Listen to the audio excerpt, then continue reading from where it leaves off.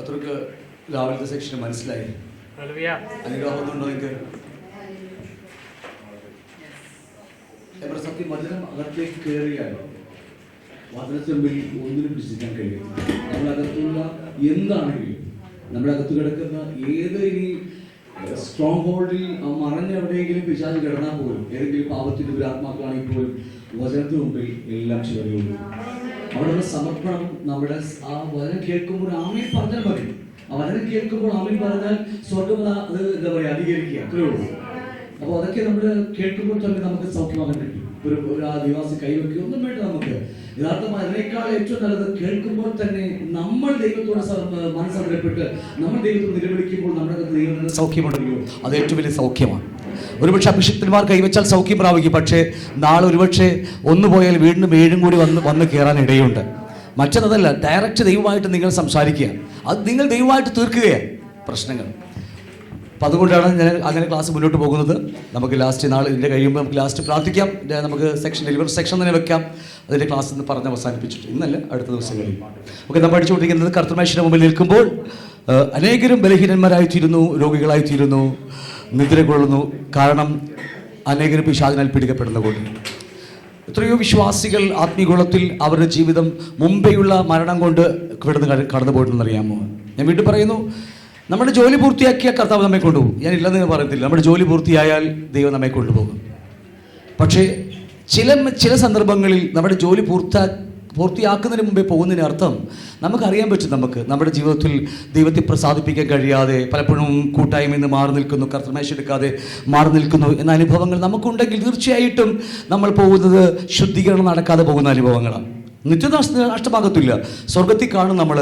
നിത്യതയിൽ അനേക വാസസ്ഥലങ്ങളുണ്ട്. ഞാൻ എപ്പോഴും പറയുന്ന പോലെ നമ്മൾ അതിനെക്കുറിച്ച് ആഴമായ ക്ലാസ് നമുക്കുണ്ട്. അതിനെക്കുറിച്ച് എല്ലാം ഈ വ്യവസ്ഥയിൽ പറഞ്ഞിരിക്കുന്ന അത്യാവശ്യം എല്ലാ കാര്യങ്ങളും കർത്താവ് കൃപയാൽ നമ്മെ പഠിപ്പിച്ചിട്ടുണ്ട്. അത്യാവശ്യം വേണ്ട കാര്യങ്ങൾ എന്താ പറയുക, നല്ലത് മുഴുവനും എന്തൊക്കെയാണോ അത് മുഴുവനും കർത്താവ് പഠിപ്പിച്ചിട്ടുണ്ട് നമ്മൾ. അതുകൊണ്ട് ധൈര്യം പറയുന്നത് ഏത് വിഷയം ചോദിച്ചാലും നമുക്ക് പറയാൻ കഴിയും. നിത്യത്തിലെ വാസസ്ഥലങ്ങളെക്കുറിച്ചാണോ നമ്മളെ ഏത് ചോദിച്ചാലും നമുക്ക് അതിന് മറുപടി നമുക്ക് കർത്താവ് തരുന്നുണ്ട്. നമുക്ക് നല്ലവണ്ണം കൃപക്കൊത്തവണ്ണം, അല്ലാതെ മറ്റൊന്നും നമുക്കൊന്നുമില്ല. അപ്പം അതുകൊണ്ട് കർത്തൃമേശയുടെ മുമ്പിൽ നിൽക്കുമ്പോൾ വളരെ ശ്രദ്ധയോടെ നമ്മൾ ഈ ദിവസങ്ങൾ നിൽക്കണം. ആരോടും പിണക്കം വെച്ചുകൊണ്ടോ പരിഭവങ്ങൾ വെച്ചുകൊണ്ടോ ഒരിക്കൽ പോലും കൈ നീട്ടരുതെന്ന് ഞാൻ പറയത്തുള്ളൂ. ഒരു ദിവസം എടുത്തില്ല എന്ന് വിചാരിച്ച് കുഴപ്പമൊന്നുമില്ല. അടുത്തിരിക്കുന്ന സഹോദരന്മാരെ പറഞ്ഞേക്കാം, എന്തോ പാപമുണ്ടെന്നൊക്കെ പറഞ്ഞാലും കുഴപ്പമൊന്നുമില്ല. കാരണം അവിടെയായിട്ട് നമുക്കൊരു പ്രശ്നം പരിഹരിച്ചില്ലെങ്കിൽ അത് വലിയൊരു പ്രശ്നം തന്നെയാണ്.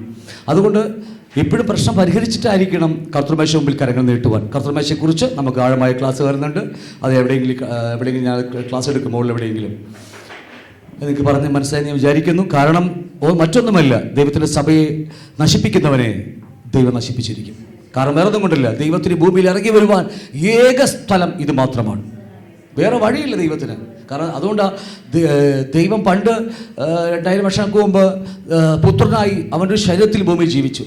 ദൈവത്തെ ആഗ്രഹിക്കുന്നു. പഴയ നിയമത്തിൽ പഠിച്ചാൽ യഹോവയായി ദൈവം ഇസ്രായേലിന്റെ നടുവിൽ ജീവിച്ചു. സമാഗമന കൂടാരത്തിലും യെരൂശലേം ദേവാലയത്തിലൊക്കെ നമുക്ക് എല്ലാവർക്കും അറിയാം. ദൈവത്തിന് ഒരിക്കലും സ്വർഗത്തിലിരിക്കാൻ കഴിയത്തില്ല അവർക്ക്. അതുകൊണ്ടാണ് സമാഗമന കൂടാരങ്ങളിലും യെരൂശലേം ദേവാലയങ്ങളിൽ ദൈവം പാർത്തത്. പിന്നീടുള്ള പ്രവചന പുസ്തകം പഠിച്ചാൽ സ്വർഗത്തിലെ ദൈവം എന്നാണെന്ന് പ്രവാചകന്മാർ അവിടെ എഴുതി വെച്ചിരിക്കുന്നത്. അതിനർത്ഥം ഭൂമിയിൽ ദൈവമില്ല, സഭ സ്വർഗത്തിലേക്ക് പോയി. അതെന്തുകൊണ്ടാണെന്നൊക്കെ വേറെ കാര്യങ്ങൾ പഴയ നിയമത്തിൽ എഴുതി വെച്ചിട്ടുണ്ട്. ഞാൻ പിന്നെ നമ്മുടെ പ്രശ്നം അതല്ലല്ലോ. പുതിയ നിയമത്തിലേക്ക് വന്നപ്പോൾ 33 വർഷക്കാലം ദൈവം ഭൂമിയിൽ വസിച്ചു നമ്മുടെ കൂടെ ഇമ്മാനുവലായിട്ട് ആണല്ലോ. അതിനുശേഷം കർത്താവ് മരിച്ചു പോയെങ്കിലും വീണ്ടും അവൻ്റെ ശരീരമാവുന്ന സഭ ഇവിടെ ആക്കി വെച്ചിട്ട് ദൈവം പോയത്. മറ്റൊരു ശരീരത്തെ പണിതെടുത്ത്, മറ്റൊരു ആലയത്തെ, ശരീരമാകുന്ന ആലയത്തെ എടുത്തിട്ടാണ് കർത്താവ് ഇവിടുന്ന് പോയത്. സഭയാകുന്ന നമ്മൾ ഓരോരുത്തരും അതൊരിക്കലും അത് നശിപ്പിച്ചാൽ ദൈവം സഹിക്കത്തില്ല, ദൈവം ക്ഷമിക്കത്തുമില്ലത്. അതുകൊണ്ട് 1-2 വട്ടം പറഞ്ഞ ശേഷം അവൻ ഒഴിവാക്കുക. അവർ നാശത്തിലേക്ക് ദൈവം അവരെ കൈവിട്ടിരിക്കുകയാണെന്നുള്ള കാര്യം മറന്നു പോകരുത്. ഇതൊക്കെ നമ്മുടെ ഹൃദയത്തിൽ ഭയമുണ്ടാക്കണം. ക്രിസ്ത്യൻ ജീവിതം ഇന്നത്തെ ക്രിസ്ത്യൻ ജീവിതം എന്ന് പറഞ്ഞാൽ വളരെ സിമ്പിളായിട്ടുള്ള ക്രിസ്ത്യൻ ജീവിതമാണ്. കർത്താവ് നമ്മെ പാപത്തിൽ നിന്ന് വിടുവിച്ചിരിക്കുന്നു, നമ്മെ രക്ഷിച്ചിരിക്കുന്നു, നമുക്ക് എന്തും ചെയ്യാമെന്ന് പഠിപ്പിക്കുന്ന ഒരു വല്ലാത്ത കൃപയുടെ ലോകമാണിത്. കൃപയിൽ നിന്ന് വീണാൽ കൃപയിലേക്ക് എന്ന് പറയുന്ന ജോസഫ് പ്രിൻസ് എന്നൊക്കെ പറയുന്ന ആൾക്കാർ ഉണ്ടാക്കിയെടുത്തിരിക്കുന്ന ദുരുപദേശങ്ങളാണ് ലോകം മുഴുവൻ വ്യാപരിച്ചിരിക്കുന്നത്. അപ്പം അങ്ങനെയൊന്നുമല്ല ക്രിസ്ത്യ ജീവിതം. ദൈവത്തിന് അന്നും ഇന്നും എന്നും മാറ്റമില്ല. മനസ്സിലാ, വ്യവസ്ഥകളുണ്ട്, വ്യവസ്ഥയില്ലാതെ ജീവിക്കുകയല്ല. ഒരു സത്യം പറഞ്ഞാൽ ഇത്തിരി കൂടി ഭയാനകമാണ് നമ്മുടെ പുതിയ നിയമസഭ. പഴയ നിയമത്തിലെ റോമർ 7-ാം അധ്യായം പഠിച്ചാൽ നമ്മളെ ന്യായപ്രമാണത്തിൽ നിന്ന് വിടുവിച്ചു ആണല്ലോ, അല്ലേ? നമ്മൾ വിചാരിക്കും റോമൻ 8:1 വായിക്കുമ്പോൾ ക്രിസ്തുവേശുള്ളവർക്ക് യാതൊരു ശിക്ഷാവിധിയുമില്ല, ദൈവം നമ്മെ ന്യായപ്രമാണത്തെ പിടിപ്പിച്ചിരിക്കുന്നു. നമ്മൾ ഹല്ലേലൂയ അല്ലാതെ നമുക്കൊന്നും പറയാൻ പറ്റത്തില്ല, കാരണം സന്തോഷമാണ് നമുക്ക്. പക്ഷേ അടുത്ത വാക്യം എന്നറിയാമോ? അതാരും പഠിപ്പിക്കുന്നില്ല. അടുത്ത വാക്യം, ഞാൻ നിങ്ങളെ ആത്മാവിൻ്റെ പ്രമാണത്തിന് കീഴിലേക്ക് മാറ്റി. പ്രമാണത്തിന് കട്ടുകൂടിയതാണത്. പണ്ട് ഒരു സ്ത്രീയെ വ്യഭിചാരത്തിൽ അഫയറിൽ ബന്ധപ്പെട്ടാൽ മാത്രമേ വ്യഭിചാരമാകുള്ളൂ. ഇത് കണ്ണുകൊണ്ട് നോക്കി വ്യഭിചാരമായി. പണ്ടൊരുത്തരെ കുത്തിയാൽ അവൻ ചത്തില്ല, 2 ദിവസം ഹോസ്പിറ്റലിൽ, ഒരാഴ്ച ഹോസ്പിറ്റലിൽ കിടന്ന് അവൻ രക്ഷപ്പെട്ട് പോന്നാൽ അത് കൊലപാതകമല്ല, ശിക്ഷയില്ല. പക്ഷേ ഇന്ന് പോടാന്ന് പറഞ്ഞാൽ മതി, പരിപാടി തീർന്നു. ഇവിടെ ന്യായപ്രമാണം അത്രമാത്രം വലിയ പ്രമാണമാണ് നമ്മുടെ പ്രമാണം, ആത്മാവിൻ്റെ പ്രമാണം. നിങ്ങൾ തിരിച്ചറിഞ്ഞാൽ മതിയാവട്ടെ. ലോകത്തിൽ ഇതൊക്കെ മാറ്റിവെച്ച കള്ളത്ര ഉപദേശങ്ങളായതുകൊണ്ട് മനുഷ്യനെ ലഘൂകരിച്ച് വിശാലമായ വഴി കാണിച്ചു കൊടുത്തു ജനങ്ങൾക്ക്, അല്ലേ? വിശാലമായ വഴിയില്ലേ? വിശാലമായ വഴി കാണിച്ചു കൊടുത്തു. ജനങ്ങൾക്ക് ഓടിക്കൊണ്ടിരിക്കുക, നാശത്തിലേക്കാണെന്ന കാര്യം മറന്നു പോകരുത്. നമ്മുടെ വഴി ഇടുക്കവും ഞെരുക്കവുമുള്ളതാണ്. ക്രിസ്തുവിൻ്റെ അതേ മാർഗം. അവൻ ജീവിച്ചതുപോലെ ജീവിതം ജീവിക്കുക, അവൻ മരിച്ചതുപോലെ നമുക്ക് ക്രൂശിച്ചുമെന്നുള്ള മരണം, തുടർന്ന് നിത്യതയ്ക്കുള്ള യാത്ര. അത് അവനാവുന്ന വഴിയും സത്യവും ജീവൻ, അല്ലേ? ആ വഴിയിൽ കൂടി നമ്മൾ പോകേണ്ടത്. അവൻ എങ്ങനെ ജീവിച്ചോ അതുപോലെ നമുക്ക്, അല്ലേ? അവൻ എങ്ങനെ മരിച്ചോ നമുക്ക് ആ മരണമാണ്. അവൻ ഉയർത്തെഴുന്നേറ്റോ നമ്മൾ ഉയർത്തെഴുന്നേറ്റിരിക്കും. അവൻ പോയ പോലെ നമ്മൾ സ്വർഗത്തിലേക്ക് പോയിരിക്കും. അവൻ പിതാവിൻ്റെ വലതുഭാഗത്ത് സിംഹാസനം ഇരുന്നത് പോലെ നമ്മൾ അവിടെ പോയി ഇരിക്കും. ആ റൂട്ടാണ് മറന്നു പോകുക. ആ റൂട്ട് ഇന്ന് വിശാലമായ വഴിയാണ് നമുക്ക് ഈ ലോകം തുറന്നു വന്നിരിക്കുന്നത്. ദൈവദാസന്മാർ നല്ലൊരു ശതമാനം മത്തായി 24-ാം അധ്യായത്തിൽ അനേകർ വന്ന് എൻ്റെ പേരെടുത്ത് വന്ന് നിങ്ങൾ ചതിക്കുമെന്നാണ് ദിവസം പഠിപ്പിച്ചിരിക്കുന്നത്. അനേകർ, 1-2 അല്ല, അനേകർ വിശാലമായ വഴി കാണിച്ചു കൊടുക്കുകയാണ്. തെറ്റേ തെറ്റ്. എൻ്റെ വാക്കല്ല, ക്രിസ്തുവിൻ്റെ വാക്കാണ് ഞാൻ പറഞ്ഞത്. ഇതൊന്നും എൻ്റെ വാക്കല്ല. അപ്പം അതുകൊണ്ട് ഇതൊന്നും മറന്നു പോകരുത് നമുക്ക്. അപ്പോൾ ഈ പ്രശ്നങ്ങളൊക്കെ ഉണ്ടെങ്കിൽ പരിഹരിച്ചോളാം, ഒട്ടനടി പരിഹരിച്ചോളാം. ഒരു ഉരുളച്ചോറ് നമ്മുടെ വായിലേക്ക് വെക്കുന്നതിന് മുമ്പായിട്ട് ഇത് പരിഹരിച്ചിരിക്കണം. അല്ലെങ്കിൽ കർത്തൃമേശ ആ ബണ്ണ് അല്ലെങ്കിൽ ബ്രെഡ് ഭക്ഷിക്കുന്നതിന് മുമ്പായിട്ട് നമ്മളിത് പരിഹരിച്ചിരിക്കണം. അതിൻ്റെ ഭവിഷ്യത്തുകളൊക്കെ ഭയങ്കരമാണ്. എന്നാൽ അത് കഴിച്ചാലുള്ള ജീവൻ്റെ ഒഴുക്ക് അതിനേക്കാൾ അപ്പുറമാണ്. കർത്തൃമേശയ്ക്ക് വളരെ എന്താ പറയുക, വളരെ നിർമ്മലതയോടും ഐക്യത്തോടും മനുഷ്യരോടും ദൈവത്തോടും കുറ്റമില്ലാത്ത മനസാക്ഷിയിൽ നമ്മൾ എടുക്കുമ്പോഴുണ്ടല്ലോ ദൈവജീവൻ ശിരസിൽ നിന്ന് താഴേക്ക് ഒഴുകുകയാണ് ശരീരത്തിലേക്ക്. എത്ര വലിയ അനുഗ്രഹങ്ങളാണ് നമുക്ക് ദൈവം വെച്ചിരിക്കുന്നത്, ഒക്കെയാണല്ലോ. അപ്പോൾ അതൊക്കെ അനുഭവിക്കാൻ കഴിയാത്തതിൻ്റെ പലപ്പോഴും കാരണം ഈ ഒരു കാരണമായിരിക്കാം. ഒന്ന്, ദൈവത്തെ പൂർണ്ണമായി സ്നേഹിക്കാത്തതുകൊണ്ടായിരിക്കാം. അല്ലെങ്കിൽ ഈ പറഞ്ഞ കൊരിന്ത് സഭയുടെ പ്രശ്നം എന്താ? നമ്മുടെ സഹോദരങ്ങളെ ഭിന്നതയോടെ കണ്ടത് കൊണ്ട് മാത്രമാണ്. അതുകൊണ്ട് നമ്മൾ കൂടി വരുന്നത് തിന്മക്കാകരുത്, നന്മക്കായി മാറണം. ഹല്ലേലൂയ. എത്രയും വിശ്വാസത്തിൽ 5, 10, 15, 25, 30 വർഷമൊക്കെ ആയിട്ട് പോലും നമുക്ക് വിശ്വാസത്തിൽ വളരാൻ കഴിയാതെ ഇരിക്കാൻ, സാക്ഷ്യമില്ലാതെ ജീവിക്കാൻ കഴിയാത്തതിൻ്റെ അർത്ഥം വേറെ ഒന്നും കൊണ്ടല്ല. പലപ്പോഴും ഇവിടെയാണ് നമ്മുടെ പ്രശ്നങ്ങൾ കിടക്കുന്നത്. ഞാൻ പറഞ്ഞ അർത്ഥം മനസ്സിലാവുന്നുണ്ടോ? കാരണം പൗലോസൊക്കെ ഹിസ്റ്ററി അപ്പോസ്തലപ്രവൃത്തി എടുത്ത് പഠിച്ചാൽ, ഹിസ്റ്ററി എടുത്ത് പഠിച്ചാൽ 6 മാസം കൊണ്ട് സഭയിലെ ആൾക്കാരെ ഉരുവാക്കിയെടുക്കുകയാണ്. അത്രയൊന്നും വേണ്ടെങ്കിൽ ഒരു 3 വർഷമെങ്കിലും അറ്റ്ലീസ്റ്റ്, പഴയ തേജസ്സൊക്കെ പോയി നമ്മുടെ സഭയുടെയൊക്കെ, എങ്കിൽ പോലും പറയാം ഒരു 3 വർഷമെങ്കിലും ആ ഒരു സഭയെ ഉരുവാക്കിയെടുക്കാൻ കഴിയണമെന്നാണ് ഞാൻ വിശ്വസിക്കുന്നത്. ക്ലിയർ ആണല്ലോ പറഞ്ഞത്? വളരെ നമ്മളിപ്പോൾ 6 മാസം പോലും എടുത്തില്ല. എത്രയോ ദൈവാസന്മാർ നമ്മുടെ ഇവിടെ തന്നെ എഴുന്നേറ്റ് പോയി കർത്താവിൻ്റെ വേലക്കായിട്ട്. 6 മാസം പോലും വേണ്ടി വന്നില്ല. അത്രയും ദൈവാത്മാവിൻ്റെ പ്രവൃത്തി നമ്മൾ കണ്ടുകൊണ്ടിരിക്കുകയാണ്. അടുത്ത ആൾ പൊങ്ങിക്കൊണ്ടിരിക്കുന്നു. ഇവിടെ വലിയ കാഴ്ചക്ക് വലിയ ഭംഗിയൊന്നുമില്ല, എന്നാലും കുഴപ്പമില്ല. കർത്താവ് ശക്തമായിട്ട് ഉപയോഗിക്കും. തള്ളിപ്പെട്ടതൊക്കെ മൂലക്കല്ലായി കർത്താവ് പണിയാൻ പോവുകയാണ്. ഒന്ന് നിന്ന് കൊടുത്താൽ മാത്രം മതി. വചനം അത് സത്യം തന്നെ, മാറ്റമില്ലത്. കർത്താവ് നിങ്ങളെ സഹായിക്കട്ടെ. നമ്മൾ പഠിച്ചുകൊണ്ടിരുന്ന വിഷയം, ദൈവത്തിൻ്റെ മന്ദിരം, ശരീരമാണ്. മന്ദിരത്തെ തകർത്താൽ ദൈവം അവനെ തകർത്തിരിക്കുമെന്ന് ഒരിക്കൽ പോലും മറന്നു പോകരുത്. അതുകൊണ്ട് അനേകർ രോഗികളും ബലഹീനന്മാരൊക്കെ തീർന്നിരിക്കുന്നു. അതുകൊണ്ടാണ് പറഞ്ഞത്, 1-2 വട്ടം ബുദ്ധി ഉപദേശിച്ച ശേഷം അവനെ ഒഴിവാക്കിക്കളയാ സഭയിൽ നിന്ന്. ശത്രുക്കളെ സ്നേഹിക്കാൻ പഠിപ്പിച്ച കർത്താവ് ഇവിടെ ഇങ്ങനെ പറയുന്നത്. കാരണം വേറെ ഒന്നുമല്ല, ദൈവത്തിൽ ഇറങ്ങി വരണം നമ്മുടെ നടുവിൽ. അതൊക്കെ ഒന്ന് നല്ല അനുഭവമാണ്, നല്ല എക്സ്പീരിയൻസ് അതൊക്കെ നമ്മുടെ ജീവിതത്തിൽ. പണ്ടൊക്കെ ഇവിടെ പറഞ്ഞ് പലരും അറിഞ്ഞു കേട്ടിട്ടുണ്ട്, സൺഡേ വന്ന് ജസ്റ്റ് വന്നിട്ട് കഞ്ഞി ഉണ്ടായിരുന്നില്ല എങ്കിൽ പോലും കഞ്ഞി കുടിക്കുക, ഒന്നും കുടിക്കാതെ ജസ്റ്റ് ഓടിപ്പോകുന്നത്. പക്ഷെ ഇപ്പം അങ്ങനെയല്ല, സഭയിൽ വന്നിട്ട് പോകാൻ തോന്നുന്നില്ല. എത്രയും ആൾക്കാരുടെ സാക്ഷികൾ എനിക്ക് കേൾക്കാം. നമ്മുടെ സഭയിൽ കാര്യം പറഞ്ഞത് സാക്ഷികൾ കേൾക്കാൻ ഇടയായിട്ടുണ്ട്. കാരണം വേറെ ഒന്നും കൊണ്ടില്ല, അവിടെ ദൈവത്തിൻ്റെ ജീവൻ്റെ ഇറക്കം, ആ ഇറങ്ങാൻ തുടങ്ങിയത് കൊണ്ടാണ്. അവിടെ സഹോദരങ്ങൾ പിരിഞ്ഞു പോകാൻ നമുക്ക് പറ്റുന്നില്ല. ഇവിടെ ചില ആൾക്കാർ സ്വന്തം വീടൊക്കെ വിറ്റ് സഭയോട് ചേർന്ന് വീട് പണിത് സഹോദരന്മാരൊക്കെ ഇട്ട് ജീവിക്കാൻ പോകുന്ന ആഗ്രഹിക്കുന്ന ആൾക്കാർ ഇതിനിടയിലുണ്ട്. അതിനർത്ഥം ക്രിസ്തുവിൻ്റെ ജീവൻ വഴി ഇറങ്ങി തുടങ്ങിയത് കൊണ്ടാണ്. ക്രിസ്തുവിൻ്റെ ജീവൻ നമ്മുടെ ശിരസ മറന്നു സഭയുടെ സിസ്റ്റം മറന്നു പോകരുത്. ക്ലാസ് എടുത്തിട്ടില്ല, പിന്നെ എടുക്കും. ശിരസ് ക്രിസ്തുവും ശരീരം നമ്മൾ ഓരോരുത്തരുമാണ്, അവയവങ്ങൾ ഓരോരുത്തരുമാണ്. അതിലേക്ക് ജീവൻ ഇറങ്ങിക്കൊണ്ടിരിക്കുകയാണ്. ആ ജീവൻ്റെ ഇറക്കത്തിന് മുമ്പിൽ നമുക്ക് ഒന്നുമില്ലെന്ന് നമ്മളെ തന്നെ നമുക്കൊന്നും വിലയായി തോന്നില്ല. നമ്മുടെ സമ്പത്തോ ഇച്ചിച്ചിയായിട്ട് തോന്നും നമുക്ക്. പൗലോസിനെയൊക്കെ പോലെ അല്ലേ, ചപ്പും ചവറായി എണ്ണും. നമ്മുടെ ജോലിയോ നമ്മുടെ സൗന്ദര്യമോ നമ്മുടെ കുടുംബമോ ഒന്നും നമുക്കൊന്നുമല്ല. അവൻ്റെ ദർശനം കണ്ട് അവനെക്കുറിച്ച് നമ്മൾ കണ്ടാൽ അവൻ്റെ ശിരസ്സിൽ നിന്നൊഴുകുന്ന ജീവൻ നമ്മളിലേക്ക് ഇറങ്ങാൻ തുടങ്ങിയാലുണ്ടല്ലോ, ഇതൊന്നും നമുക്ക് തോന്നത്തില്ല. ഇന്ന് നമുക്ക് വലുതായിട്ട് തോന്നാൻ കാരണം നമ്മളാ വലുത് കാണാത്തത് കൊണ്ടാണ് അല്ലേ. അനുഗ്രഹം അനുഗ്രഹം എന്ന് പറഞ്ഞ് പറഞ്ഞ് പറഞ്ഞ് നമ്മളിങ്ങനെ കാറ് കിട്ടുന്നതും വീട് കിട്ടുന്നതും കല്യാണം കഴിക്കുന്നതും എൻ്റെ മോൾക്ക് നല്ല ചെക്കനെ കിട്ടിയെന്ന് പറയുന്നതൊക്കെ നമുക്കല്ലേ, എൻ്റെ മോന് നല്ല പെണ്ണിനെ കിട്ടിയെന്നൊക്കെ പറഞ്ഞ് നമുക്ക് അനുഗ്രഹമായിട്ട് തോന്നുന്നത്. ആകെ ശവപ്പറമ്പ് മാത്രമേ ഉള്ളൂ ആ അനുഗ്രഹങ്ങളൊക്കെ. അതിനപ്പുറമുള്ള നിലനിൽക്കുന്ന വലിയ അനുഗ്രഹങ്ങളുണ്ട്. നമുക്ക് ചെറിയ അനുഗ്രഹങ്ങളാണ്, നശിച്ചു പോകുന്ന അനുഗ്രഹങ്ങൾ, നശിക്കാത്ത അനുഗ്രഹങ്ങൾ നമുക്കുണ്ട്. അതൊക്കെയാണ് നമ്മൾ അവിടെ ഇവിടെയൊക്കെ ആയിട്ട്, ഏത് ക്ലാസ്സൊക്കെയാണെന്ന് അറിയാൻ പാടില്ല അല്ലേ, മുകളിൽ ഇവിടെയൊക്കെ ആയിട്ട് പഠിച്ചുകൊണ്ടിരിക്കുന്നുണ്ട്. എല്ലാം ചർച്ചിലും നമ്മുടെ നടക്കുന്ന രാവിലത്തെയും ഉച്ചക്ക് വരുന്ന ആൾക്കാരൊക്കെ നമ്മുടെ ഇടയിലുണ്ട്. അവർക്ക് നല്ല അനുഗ്രഹമായി മാറി, ജീവിതത്തിൽ വലിയ മാറ്റം സംഭവിച്ചു. കാരണം ഇവിടെ പഠിപ്പിക്കുന്നതല്ല അവിടെ പഠിപ്പിക്കുന്നത്, അവിടെ പഠിപ്പിക്കുന്നതല്ല വേറെ അടുത്ത് പഠിപ്പിക്കുന്നത്, എല്ലാം മാറി മാറി. അദ്ദേഹം എല്ലാ വെള്ളിയാഴ്ച എൻ്റെ കൂടെ മാറ്റിയുടെ വരും. കാരണം ഞാൻ വേറെ ടോപ്പിക് എടുക്കുന്ന അവിടെ പലതും എടുത്തുകൊണ്ടിരിക്കുക. അപ്പോൾ എന്തുവാകട്ടെ, കർത്താവ് നിങ്ങൾ സഹായിക്കട്ടെ. എത്രത്തോളം വചനം കേൾക്കുന്നു പോകും അത്രത്തോളം ദൈവം നമ്മെ പെടുകൊണ്ടിരിക്കും. അപ്പോൾ നമ്മുടെ അകത്ത് ഭിന്നതയുണ്ട്, കയ്പുണ്ട്, ക്ഷമിക്കാൻ കഴിയാത്ത അനുഭവങ്ങളുണ്ട്. ഈ 3 കാര്യങ്ങൾ നമ്മുടെ എഴുതി വെച്ചവർക്കായി സ്തോത്രം. ഈ 3 കാര്യങ്ങളുണ്ടോ എന്ന് എല്ലാ ദിവസവും പരിശോധിക്കുക അല്ലേ. ഭിന്നത 2, കയ്പ് 3, ആരോടെങ്കിലും ക്ഷമിക്കാൻ കഴിയാത്ത അനുഭവങ്ങൾ. ഈ 3 നിങ്ങളുടെ വീട്ടിൽ എഴുതി വെച്ചാലും കുഴപ്പമില്ല. എല്ലാ ദിവസവും ഓർക്കുവാൻ നമുക്ക് കഴിവുണ്ടാകണം. ഈ 3 കാര്യങ്ങൾ. ഭിന്നതയുണ്ടോ, ആരോടെങ്കിലും വെറുപ്പുണ്ടോ. വെറുപ്പല്ല, ഒരു നീരസം. അവനങ്ങനെ ഇങ്ങനെ ഒരു വാക്ക് പറയും, നീരസം. അതിൽ നിന്നാണ് പണ്ട് പഠിച്ചതൊക്കെ അറിയാം, നീരസത്തിൽ നിന്നാണ് എല്ലാം ആരംഭിക്കുന്നത്. 2, കയ്പ്. അത് വളർന്നു വരുന്ന കയ്പ്, അത് വേര് ആഴത്തിലേക്ക് പതിയും. നമ്മൾ അതിനെക്കുറിച്ച് ക്ലാസ് എടുത്തില്ല, വേറെ ക്ലാസ് അതിനെക്കുറിച്ച്, അത് വേറെ ക്ലാസ് അതിനെ പിന്നെ എടുത്തുള്ള അതിനെക്കുറിച്ച്. പിന്നെ ക്ഷമിക്കാൻ കഴിയാത്ത അനുഭവങ്ങളൊക്കെ. ഇത് 3 നമ്മുടെ അകത്ത് ഉണ്ടോ എന്ന് നോക്കണം. ഇത് 3 ഇല്ലെങ്കിൽ നമ്മൾ കർത്താവിൻ്റെ കൂടെ തന്നെയാണ്. ഏറ്റവും ഈ അനുഗ്രഹവും ശാപമെന്ന് ലോകത്തിൽ ഒരുപാട് ക്ലാസ്സുകൾ ഇഷ്ടംപോലെ യൂട്യൂബൊക്കെ ഇഷ്ടംപോലെ ഉണ്ട്, നിങ്ങൾക്ക് നോക്കി കാണാൻ കഴിയും. പക്ഷേ ഒരൊറ്റ വാക്കിൽ ഇതിനെ വ്യാഖ്യാനിക്കാൻ കഴിയും. നമുക്ക് കൊണ്ടിട്ട് ആഴമായ ക്ലാസ് ഇതിനെക്കുറിച്ചൊക്കെ നമുക്കുണ്ട്, പേടിക്കൊന്നും വേണ്ട. അനുഗ്രഹം എന്നറിയാമോ നിങ്ങൾക്ക്? എന്നോട് പറഞ്ഞിട്ടുണ്ടെന്ന് തോന്നുന്നത് ദൈവസാന്നിധ്യമാണ്. ഇതിനേക്കാൾ വലിയ സമ്പത്ത് വേറെ ഉണ്ടോ? നമ്മുടെ കർത്താവ് നമ്മുടെ കൂടെ ഉണ്ടെങ്കിൽ പിന്നെ ഏതാ നമ്മുടെ വലിയ സമ്പത്ത്? നമ്മുടെ ഭാര്യയോ ഭർത്താവോ നമ്മുടെ സമ്പത്തോ ജോലിയോ? ഏതാ വലിയ സമ്പത്തുള്ളത്? നമുക്ക് അത് സമ്പത്തായിട്ട് തോന്നാത്തതുകൊണ്ടാണ്. അയ്യോ എൻ്റെ മോൻ, എൻ്റെ മോൾ എന്നൊക്കെ പറഞ്ഞ നമ്മളെ, എൻ്റെ ഭാര്യ ഒറ്റക്കാ വീട്ടിൽ. നമുക്കിന്നും അറിയാം 9 മണി അടിക്കുമ്പോൾ തന്നെ അയ്യോ അങ്കലാപ്പ, എൻ്റെ ഭാര്യ വീട്ടിൽ ഒറ്റക്കിരിക്കുക.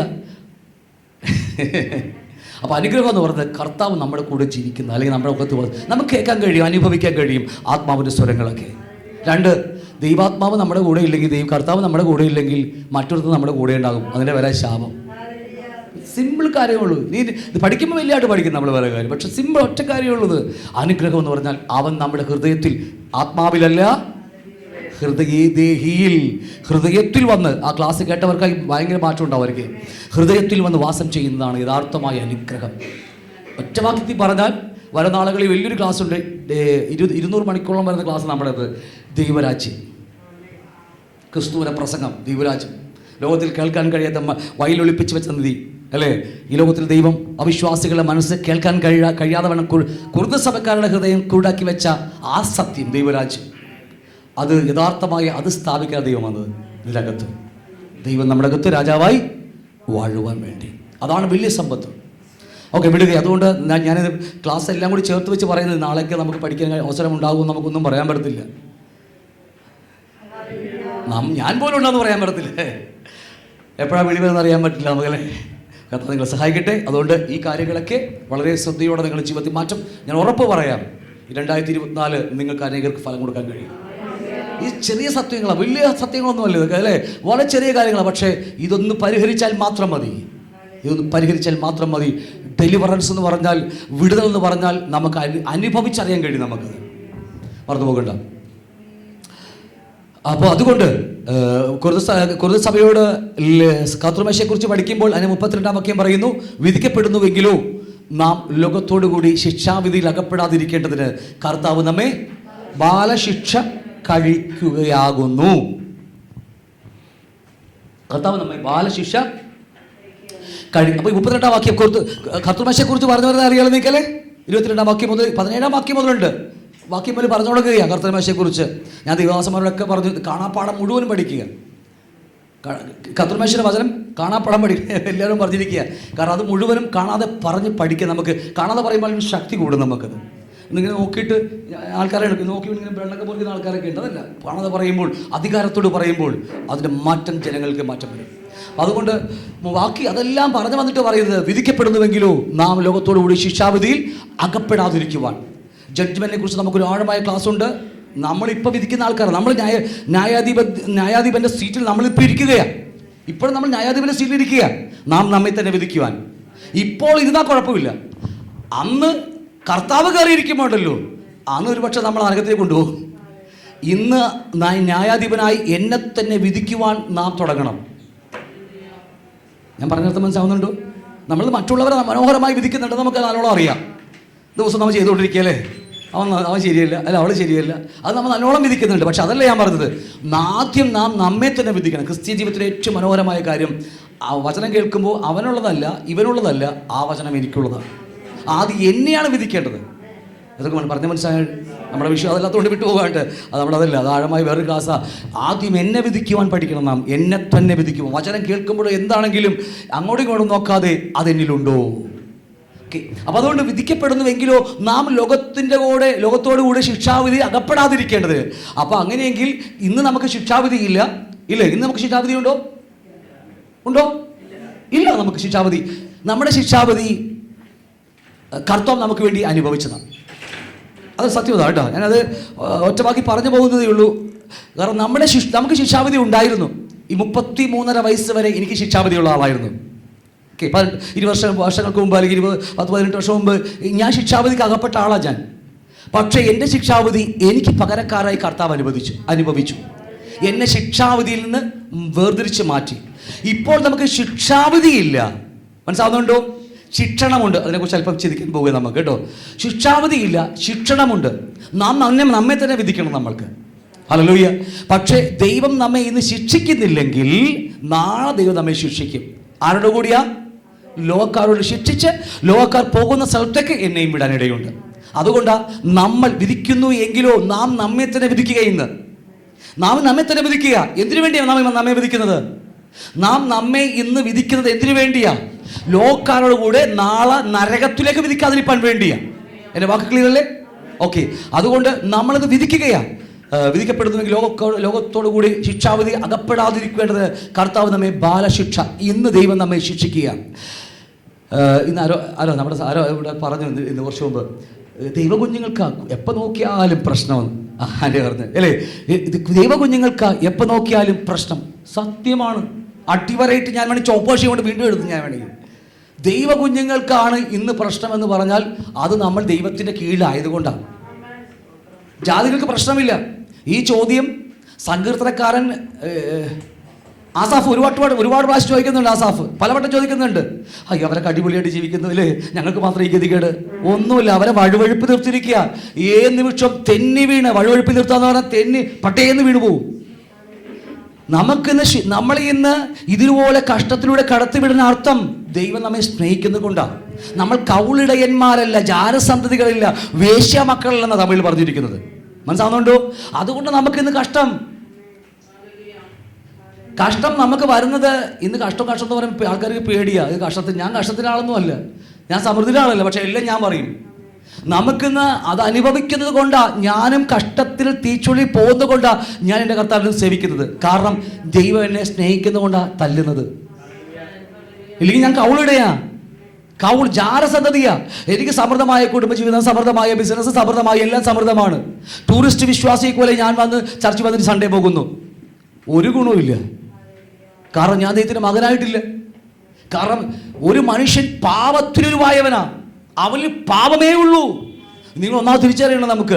നമ്മളൊക്കെ അമ്മയുടെ ഉദരത്തിൽ പാപത്തിനുരുവായ ആൾക്കാരാണ് നമ്മളൊക്കെ.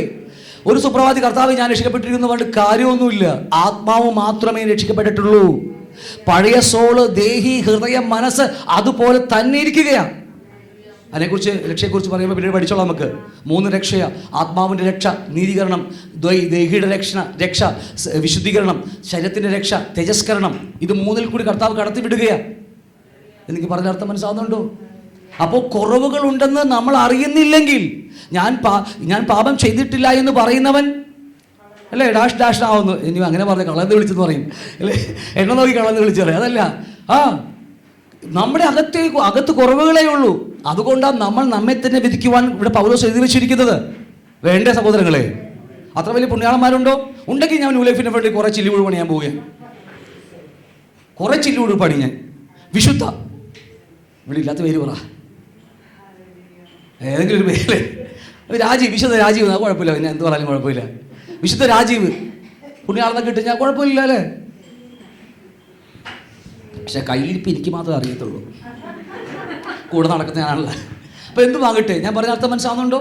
നമ്മളൊക്കെ കുറവുള്ള, അതുകൊണ്ട് വചനം കേൾക്കുമ്പോൾ അവനുള്ളതാ ഇവനുള്ളതല്ല, നമുക്കുള്ളത് തന്നെയാണ്. ഇത്ര മനസ്സിലാവും. അതുകൊണ്ട് വിധിക്കുന്നുവെങ്കിൽ നാം നമ്മെ തന്നെ വിധിച്ചാൽ നമ്മൾ വിധിക്കപ്പെടുകയില്ല. വിധിക്കപ്പെടാൻ പോയാൽ അത് നരകമല്ലാതെ ലോകക്കാരോടുകൂടി ന്യായം വിധിച്ച് നമ്മെ നരകത്തിൽ തള്ളുക മാത്രമേ ഉണ്ടാകത്തുള്ളൂ.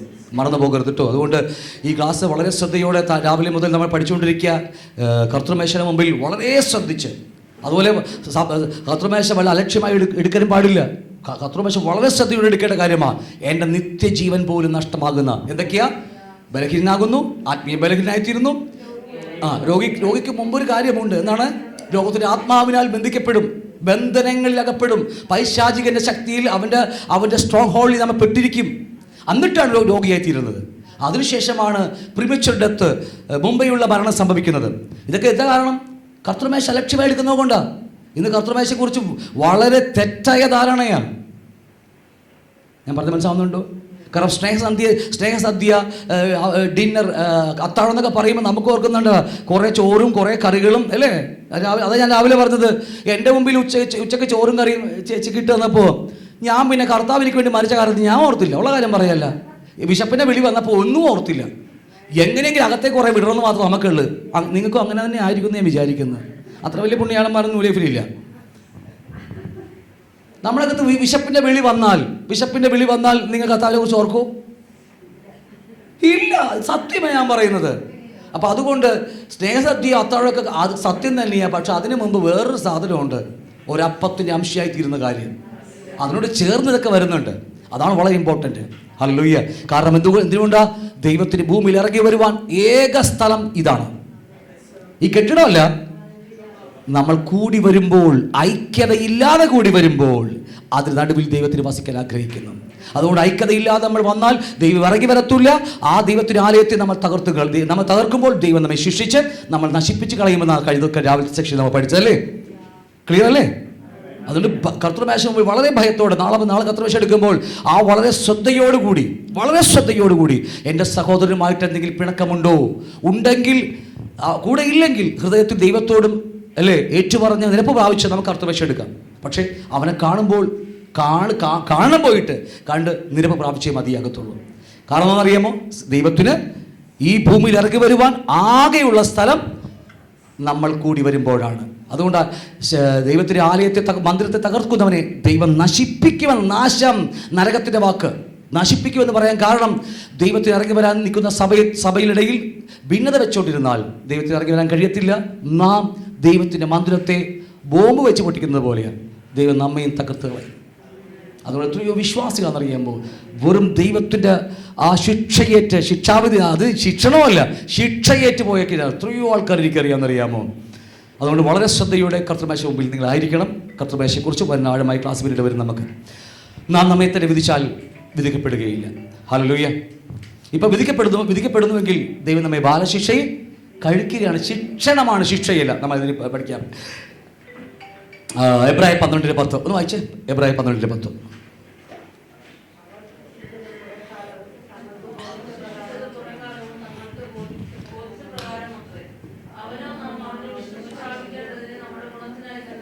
ശിക്ഷിക്കുന്ന വാക്കൊക്കെ മലയാളത്തിൽ വാക്യം വായിക്കുമ്പോൾ ശിക്ഷയാണ്. കോടതി നിയമം പോലെ ശിക്ഷയാണ് അവിടെയൊക്കെ വായിക്കുന്നത്. അതല്ല ശരിക്കും പറഞ്ഞാൽ ചാസ്റ്റൈസ്മെന്റ് എന്ന് പറയും അതിന്.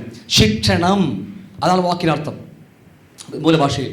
അപ്പോൾ അവർ ശിക്ഷിച്ചത് കുറെ കാലവും. ആരാവർ എന്ന് പറഞ്ഞാൽ മാതാപിതാക്കൾ നമ്മളെക്കുറിച്ച് തന്നെയാണ്. നമ്മൾ പലപ്പോഴും ദേഷ്യം തീർക്കാൻ വേണ്ടിയാണ് മക്കളുടെ നെഞ്ചത്ത് കയറുന്നത്. അങ്ങനെയല്ലേ നല്ല വാക്കല്ലേ? ദേഷ്യം തീർക്കാൻ വേണ്ടിയാണ് പലപ്പോഴും. അത് കഴിയുമ്പോഴാണ് നമ്മൾ മാനസാന്തരപ്പെടുന്നത്. അപ്പോൾ എത്രമാത്രം നമ്മൾ അഴിക്കാൻ നോക്കണം അല്ലേ? ചിലപ്പോൾ കോപിച്ച വായി നേർന്ന വാക്ക് നീ ഒന്നും നന്നാവില്ലടാന്നാ. ഞാനും മോശക്കാരനല്ല കേട്ടാ. അറിയാപ്പെടുന്ന അതിലേ നമ്മൾ പലപ്പോഴും അറിയാതെ വന്നു പോകും വാക്കുകളൊക്കെ. പക്ഷേ അത് വളരെ ഡേഞ്ചറാണ്. നമ്മൾ മാനസാന്തരപ്പെടുകയാണ്. അപ്പോൾ അത് അവർ ശിക്ഷിച്ചത് കുറേ കാലം തങ്ങൾക്ക് ബോധിച്ചതുപോലെ, നമുക്കൊരു സുഖം കിട്ടുന്നത് വരെ, അല്ലെങ്കിൽ നമുക്കൊരു എന്താ പറയുക, ഒരു തരിപ്പ് മാറുന്നത് വരെ, നല്ല വാക്ക്, നമ്മുടെ തരിപ്പ് മാറുന്നത് വരെ, അത്രയേ ഉള്ളൂ. അല്ലാതെ കർത്താവ് അങ്ങനെയല്ല. നമ്മൾ ഇതിനെക്കുറിച്ച് ശിക്ഷാവിധിയെക്കുറിച്ച് ക്ലാസ് ഉണ്ട് വേറെ. അവിടെ നമ്മൾ എങ്ങനെയാണ് ശിക്ഷണം കൊടുക്കേണ്ടതിനെക്കുറിച്ച് ക്ലാസ് വരുമ്പോൾ നമുക്ക് എപ്പോഴും കർത്താവ് അനുവദിച്ചാൽ. ഇപ്പം ഇത് തന്നെ കുറേ ആയല്ലേ, കർത്താവ് 10 പ്രാവശ്യം വന്നാലും തീരത്തില്ല. എന്തു ആകട്ടെ, അവർ ശിക്ഷിച്ചതുപോലെ കുറേ കാലവും തങ്ങൾക്ക് ബോധിച്ചതുപോലെയാണ് നമ്മുടെ നമ്മുടെ മാതാപിതാക്കൾക്ക്. നമ്മുടെ ജഡത്തിൽ ജനിച്ച ആൾക്കാരെ നമ്മളെല്ലാവരും പാപത്തിൽ ഉരുവായതാണ്. പലപ്പോഴും നമ്മൾ ശിക്ഷ കൊടുക്കുന്നത് നമ്മുടെ തരിപ്പ് തീർക്കുന്നത് വരെയാണ്. പക്ഷേ കർത്താവ് അങ്ങനെയല്ല. അവനോ ആരാ? നമ്മുടെ പിതാവ് അല്ലേ? അവൻ നമ്മുടെ അവൻ്റെ വിശുദ്ധി, നമ്മളെയല്ല, അവൻ്റെ വിശുദ്ധി പ്രാപിക്കേണ്ടതിന് നമ്മുടെ ഗുണത്തിനായി നമ്മെ തന്നെ ശിക്ഷിക്കുന്നു. അപ്പോൾ ദൈവം നമ്മെ ശിക്ഷിക്കുന്നത് അവൻ്റെ അല്ലേ, ദൈവത്തിൻ്റെ തൻ്റെ വിശുദ്ധി നമ്മൾ പ്രാപിക്കാൻ വേണ്ടി, നമ്മുടെ ഗുണത്തിന് വേണ്ടിയാണ് ശിക്ഷിക്കുന്നത്. മറ്റേതല്ല. നമ്മൾ ശിക്ഷിക്കുന്നത് നമ്മുടെ കലിപ്പ് മാറാൻ വേണ്ടിയാണ്, അല്ലെങ്കിൽ തരിപ്പ് മാറാൻ വേണ്ടിയാണ്. വ്യത്യാസം മനസ്സിലാവുന്നുണ്ടോ? ദൈവം നമ്മെ ശിക്ഷിക്കും. ശിക്ഷയുണ്ടോ? ദൈവമക്കൾക്ക് ശിക്ഷണമുണ്ടോ? ഉണ്ട്.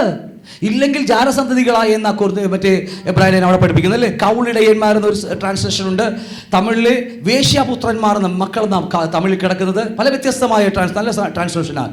എന്തുമാകട്ടെ, അപ്പോൾ നേരത്തെ കുറുതലേന്തി പഠിച്ചതുപോലെ വിധിക്കപ്പെടുന്നുവെങ്കിലോ ലോകത്തോടുകൂടി ശിക്ഷാവിധി അകപ്പെടാതിരിക്കാൻ കർത്താവ് നമ്മെ ബാലശിക്ഷ കഴിക്കുകയാണ്. പല വ്യത്യസ്തമായ ബാലശിക്ഷയുണ്ട്. അത് വീണ്ടും നമ്മുടെ വിഷയമല്ല, ഇപ്പം ഇതിൽ മാത്രം നിൽക്കാം. അപ്പോൾ ബാലശിക്ഷ കഴിക്കുന്നത് എന്തിനു വേണ്ടി? കർത്താവ് നമ്മൾ അവൻ്റെ വിശുദ്ധി പ്രാപിക്കാൻ വേണ്ടിയാണ്. നമുക്ക് വിശുദ്ധി ഉണ്ടെന്ന്. ഇന്ന് കുറച്ചും കൂടി പ്രായമൊക്കെ നമ്മളൊക്കെ വെള്ളയെ തന്നെ കൊടുക്കത്തുള്ളൂ, വേറെ ഒന്നും എടുക്കത്തില്ല. പിന്നെ പ്രൈസിലോടൊക്കെ പറയാൻ ഭയങ്കരമാണ്, പക്ഷെ ഒന്നും ഉണ്ടാകത്തില്ല. ഇന്ന് നമ്മൾ രൂപാന്തരം പ്രാപിച്ച് മോഡേൺ സ്റ്റൈലായി മാറുകയാണ്. നമ്മളപ്പോൾ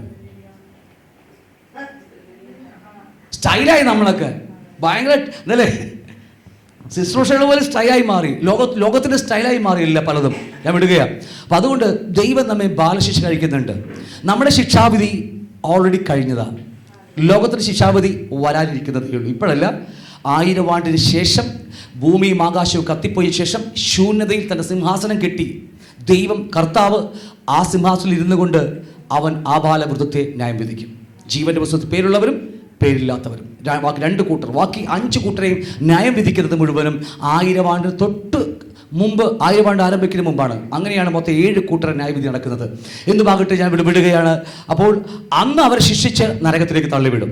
മനസ്സിലാവുന്നുണ്ട്? പക്ഷേ നമ്മുടെ ശിക്ഷാവിധി കർത്താവ് ചുമന്നതുകൊണ്ട് നമുക്കിത് ശിക്ഷാവിധിയില്ല. പക്ഷേ നമ്മൾ രക്ഷിക്കപ്പെട്ട ശേഷവും മക്കളെന്ന നിലയിൽ നാം പാപം ചെയ്യുമ്പോൾ ഒരു കാര്യം ഓർക്കണം, കർത്താവ് കണ്ണടച്ച് കളയില്ല. അവൻ കൃപയുള്ളവനാ, ദയവുള്ളവനാ, അവൻ 10,000ങ്ങളിൽ സുന്ദരനാ. പിന്നെ നുണയൊക്കെ പറഞ്ഞുകൊണ്ട് ആരും ജീവിച്ചിട്ട് ഒരു കാര്യമില്ല. അത് നമ്മുടെ മനസ്സിൻ്റെ കളങ്കമാണ്. കർത്താവ് ദൈവ കുഞ്ഞുങ്ങളാണെങ്കിൽ നമ്മൾ പാപം ചെയ്താൽ അതിൻ്റെ ശിക്ഷണം നമ്മൾ അനുഭവിച്ചേ മതിയാകത്തുള്ളൂ. എൻ്റെ വാക്ക് നിങ്ങൾ കൃത്യമായി കേൾക്കണം.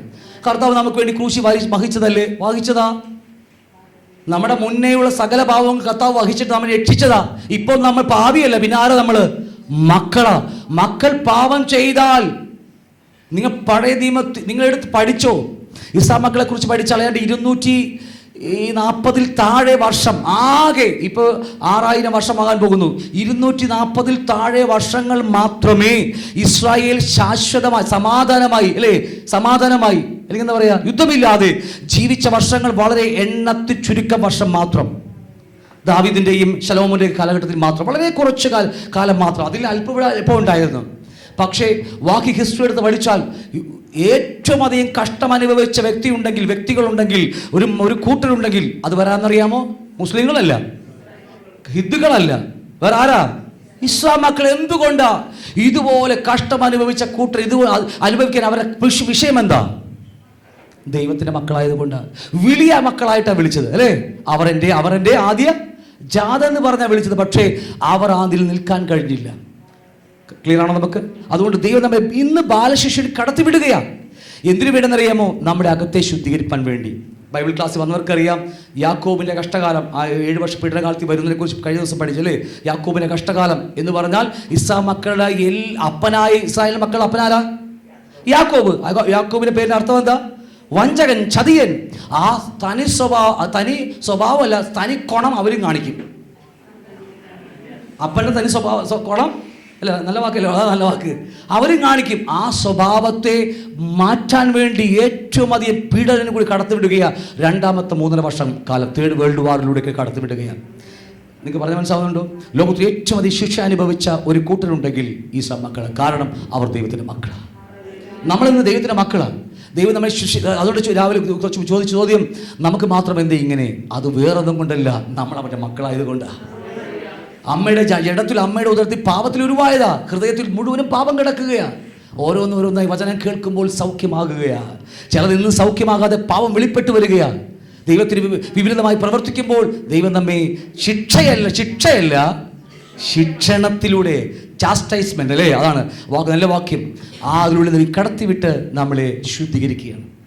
അതുകൊണ്ട് കഷ്ടം അനുഭവിക്കുമ്പോൾ പിറുപിറുക്കാൻ നിൽക്കണ്ട. പിറുപിറുത്താൽ ഇസ്ലാമൊക്കെ പറ്റിയതുപോലെ നമുക്കും ആ ശിക്ഷാവിധി കടന്നു പോകേണ്ടി വരും. കഷ്ടം അനുഭവിക്കുമ്പോൾ ഓർത്താൽ മതി. ഞാൻ എപ്പോഴും പറയുന്നുണ്ട്, ഇവിടെ പറഞ്ഞോന്ന് എനിക്കറിയത്തില്ല.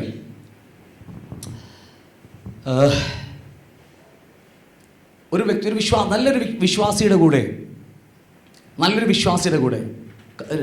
നടന്നു പോകുമ്പോൾ ഒരാൾക്ക് 2 കാൽപാദങ്ങളല്ല 4 കാൽപാദങ്ങൾ എപ്പോഴും കാണുന്നുണ്ട്. അപ്പോൾ അവന് സന്തോഷമാണ്, അവന് ഭയങ്കര സന്തോഷം. വിശ്വാസിക്ക് ഭയങ്കര സന്തോഷമാണ്.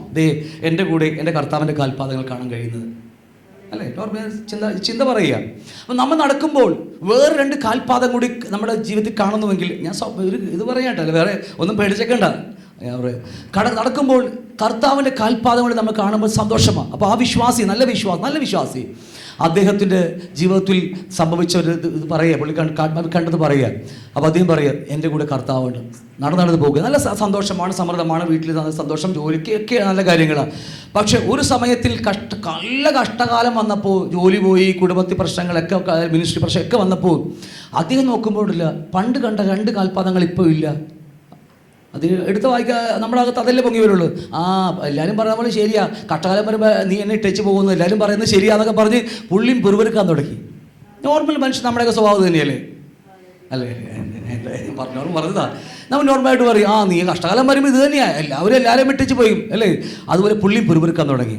പക്ഷെ കുറച്ച് കഴിഞ്ഞപ്പോൾ കർത്താവിൻ്റെ സ്വരം, ആ മാധുര്യമേറിയ സ്വരം അദ്ദേഹത്തിന് ആത്മാവിൽ അനുഭവിക്കാൻ കഴിയും.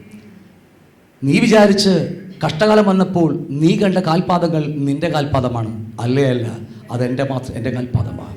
നീ എൻ്റെ മാറില്ല. മനസ്സിലാവുന്നുണ്ടോ? ദൈവം നമ്മളെ മാറിൽ വഹിക്കുകയാണ്. നമ്മുടെ കഷ്ടകാലങ്ങളിൽ അവൻ്റെ സാന്നിധ്യം അനുഭവിക്കാൻ കഴിയുന്നത്. അവിടെ പിറുപിറുക്കരുതെന്ന് മാത്രം നമുക്ക് നമ്മുടെ ജീവിതത്തിൽ വരുന്ന എന്ത് പ്രശ്നങ്ങളും നമ്മൾ പിറുപിറുക്കാതെ, അത് ദൈവം അനുവദിച്ചതാ, ഞാൻ അവൻ്റെ മാറിലുണ്ട്. ഇത് കഴിയുമ്പോൾ, അപ്പുറത്തേക്ക് കടക്കുമ്പോൾ അവൻ എനിക്ക് പ്രമോഷനോടുകൂടി നമുക്ക് ഉയർത്തി തരും. ഇത് പഠിക്കണമെങ്കിൽ എൻ്റെ ഹൃദയത്തിലേക്ക് ഓടി വരുന്ന ഒരുപാട് വചനങ്ങൾ ഓടി വരികയാണ്. അബ്രഹാമിൻ്റെ പരീക്ഷകൾ കഴിയുമ്പോൾ അടുത്ത 14 വാക്യം അവസാനം വരുമ്പോൾ, എനിക്ക് നിൻ്റെ ചെരുപ്പിൻ്റെ വാറാകട്ടെ, എനിക്കൊന്നും വേണ്ട എന്നൊക്കെ പറഞ്ഞ അബ്രഹാം ആ പരീക്ഷയിൽ വിജയിക്കുമ്പോൾ തൊട്ടടുത്ത വാക്യത്തിൽ പറയുക, അബ്രഹാമെ നീ പേടിക്കണ്ട, ഞാൻ തന്നെയാണ് നിൻ്റെ പരിചയം. ഇതിനേക്കാൾ വലിയ അനുഗ്രഹം വല്ലതും വേണോ? ജീവിതകാലം മുഴുവൻ ഞാൻ നിൻ്റെ കൂടെയുണ്ട്, പരീക്ഷയിൽ ജയിച്ചത് കൊണ്ടാണ്. അപ്പോൾ അവിടെയൊക്കെ നമുക്കൊരു പരീക്ഷയിലൂടെ കടന്നു പോകുമ്പോഴാണ് നമുക്കൊരു പ്രമോഷൻ വരുന്നത്. അതൊക്കെ മനസ്സിലാവുന്നുണ്ട്? അവിടെ പിറുപിറുക്കരുത്, ജാതികളെ പോലെ പിറുപിറുത്ത് നമ്മൾ കളഞ്ഞേക്കരുത്. നഷ്ടം നമുക്ക് തന്നെയാണ്. വീണ്ടും ആ പരീക്ഷ ഒന്നും കൂടി എഴുതേണ്ടി വരും. എത്ര വർഷം എഴുതിയിട്ടാണ് നമ്മളൊക്കെ ഇപ്പോഴും കിടക്കുകയാണ്. പക്ഷേ നമ്മളിതിനെക്കുറിച്ച് ആഴമായി ക്ലാസ് വേറെയുണ്ട്. നമ്മളിതിനെക്കുറിച്ച് അത് കേട്ട് കഴിയുമ്പോൾ നമുക്ക് എന്ത് വന്നാലും നന്ദി പറയും നമ്മൾ. കാരണം പഴയതിനേക്കാൾ നന്ദി കൂടുതൽ പറയുന്ന ദിവസങ്ങൾ നന്നായിരിക്കും. എന്തുമാകട്ടെ, ദൈവം നമ്മളെ അവർ ശിക്ഷിച്ചത് കുറേ കാലം തങ്ങൾക്ക് ബോധിച്ചതുപോലെ പത്രേ അവനോ നമ്മുടെ വിശുദ്ധി പ്രാപിക്കേണ്ടതിന്, അവൻ്റെ വിശുദ്ധി പ്രാപിക്കേണ്ടതിന് അല്ലേ? നമ്മുടെ വിശുദ്ധിയല്ല. നമ്മൾ പിന്നെ വെള്ളയും വെള്ളിയുടെ അകത്ത് കയറിയ പിന്നെ സ്തോത്രം മാത്രമേ പറയത്തുള്ളൂ നമുക്കല്ലേ. പക്ഷേ അത് ഊരിയാലുണ്ടല്ലോ, സഭയിൽ വരും അന്യഭാഷയൊക്കെ പറയും. പക്ഷേ ഇത് വിട്ടു കഴിഞ്ഞാൽ അന്യായ ഭാഷയൊക്കെ പറയും. ഇതല്ല, അവൻ്റെ വിശുദ്ധി നാം പ്രാപിക്കേണ്ടതിന് നമ്മുടെ ഗുണത്തിനു വേണ്ടി അവൻ നമ്മെ ശിക്ഷിച്ച് ശാസിച്ച് ശിക്ഷണത്തിലൂടെ കടത്തിവിടുകയാണ്. അതാണ് ക്രിസ്ത്യ ജീവിതം. നമ്മൾ അനുഭവിക്കുക, എല്ലാവരും അനുഭവിക്കുന്നുണ്ട്. നേരത്തെ നമ്മുടെ അമ്മച്ചി പറഞ്ഞതുപോലെ ക്രിസ്ത്യ നമുക്കേ ഈ പ്രശ്നമുള്ളൂ, ജാതികൾക്കില്ല. ആ സഭ ചോദിച്ചതുപോലെ നമുക്കേ ഉള്ളൂ, കാരണം നമ്മൾ അവൻ്റെ മക്കളായതുകൊണ്ടാണ്. മക്കളെങ്കിൽ ശിക്ഷിക്കും, ദൈവം ശിക്ഷിക്കും. കാരണം അത്ര വലിയ പുള്ളികളൊന്നുമല്ല നമ്മൾ. പുള്ളികൾ ആരെങ്കിലും ഉണ്ടോ? ഇല്ലെങ്കിൽ ഇപ്പം രാജു പോയിട്ട് ചില്ലി കൂടെ 5-6 പണി ഞങ്ങൾ ഫ്രണ്ടിൽ വെക്കും, അടിയിൽ കാണിക്കപ്പെട്ടിയും വെക്കും. എന്തെങ്കിലും ഞങ്ങൾ കിട്ടിക്കോട്ടെ വെച്ചിട്ട് അല്ലേ, കാണിക്ക വഞ്ചിയല്ലേ. ഓക്കെ, എബ്രാഹിം 12-12 വാക്യം ഒന്ന് വായിച്ചേ.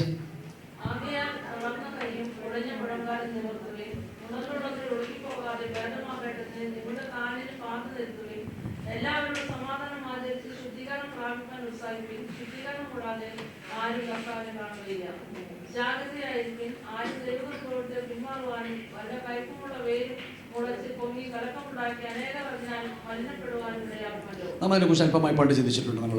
എന്നാലും ഞാൻ അങ്ങോട്ട് 2 വാക്യം മാത്രം, കളറിലിട്ട വാക്യം മാത്രം നിങ്ങളോട് സംസാരിക്കാൻ ആഗ്രഹിക്കുക. നമുക്കെല്ലാവർക്കും അറിയാം, എബ്രാഹിം 12 ശിക്ഷണത്തെക്കുറിച്ച് പഠിപ്പിക്കുന്ന വാക്യമാണ് അല്ലേ. കാരണം നമ്മൾ ദൈവമക്കളായതുകൊണ്ടാണ് നമുക്ക് കഷ്ടമുള്ളത്. കഷ്ടം നമ്മളുടെ പേരാണ് കേട്ടോ.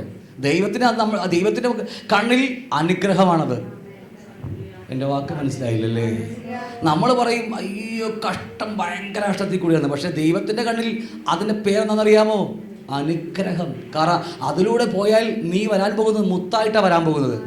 നമുക്കാണ് കഷ്ടം എന്ന് പറഞ്ഞ് വെച്ചിരിക്കും, പക്ഷേ ദൈവം നമുക്ക് അനുഗ്രഹമായിട്ടാണ് തരുന്നത് അല്ലേ. ഓക്കെ, വിടുകയാണ്. അപ്പം അതുകൊണ്ട് ഈ വാക്യം ശ്രദ്ധിക്കണം. ആകയാൽ തളർന്ന കയ്യും അല്ലേ കുഴഞ്ഞ മുഴങ്കാലും നിവർത്തുവീൻ.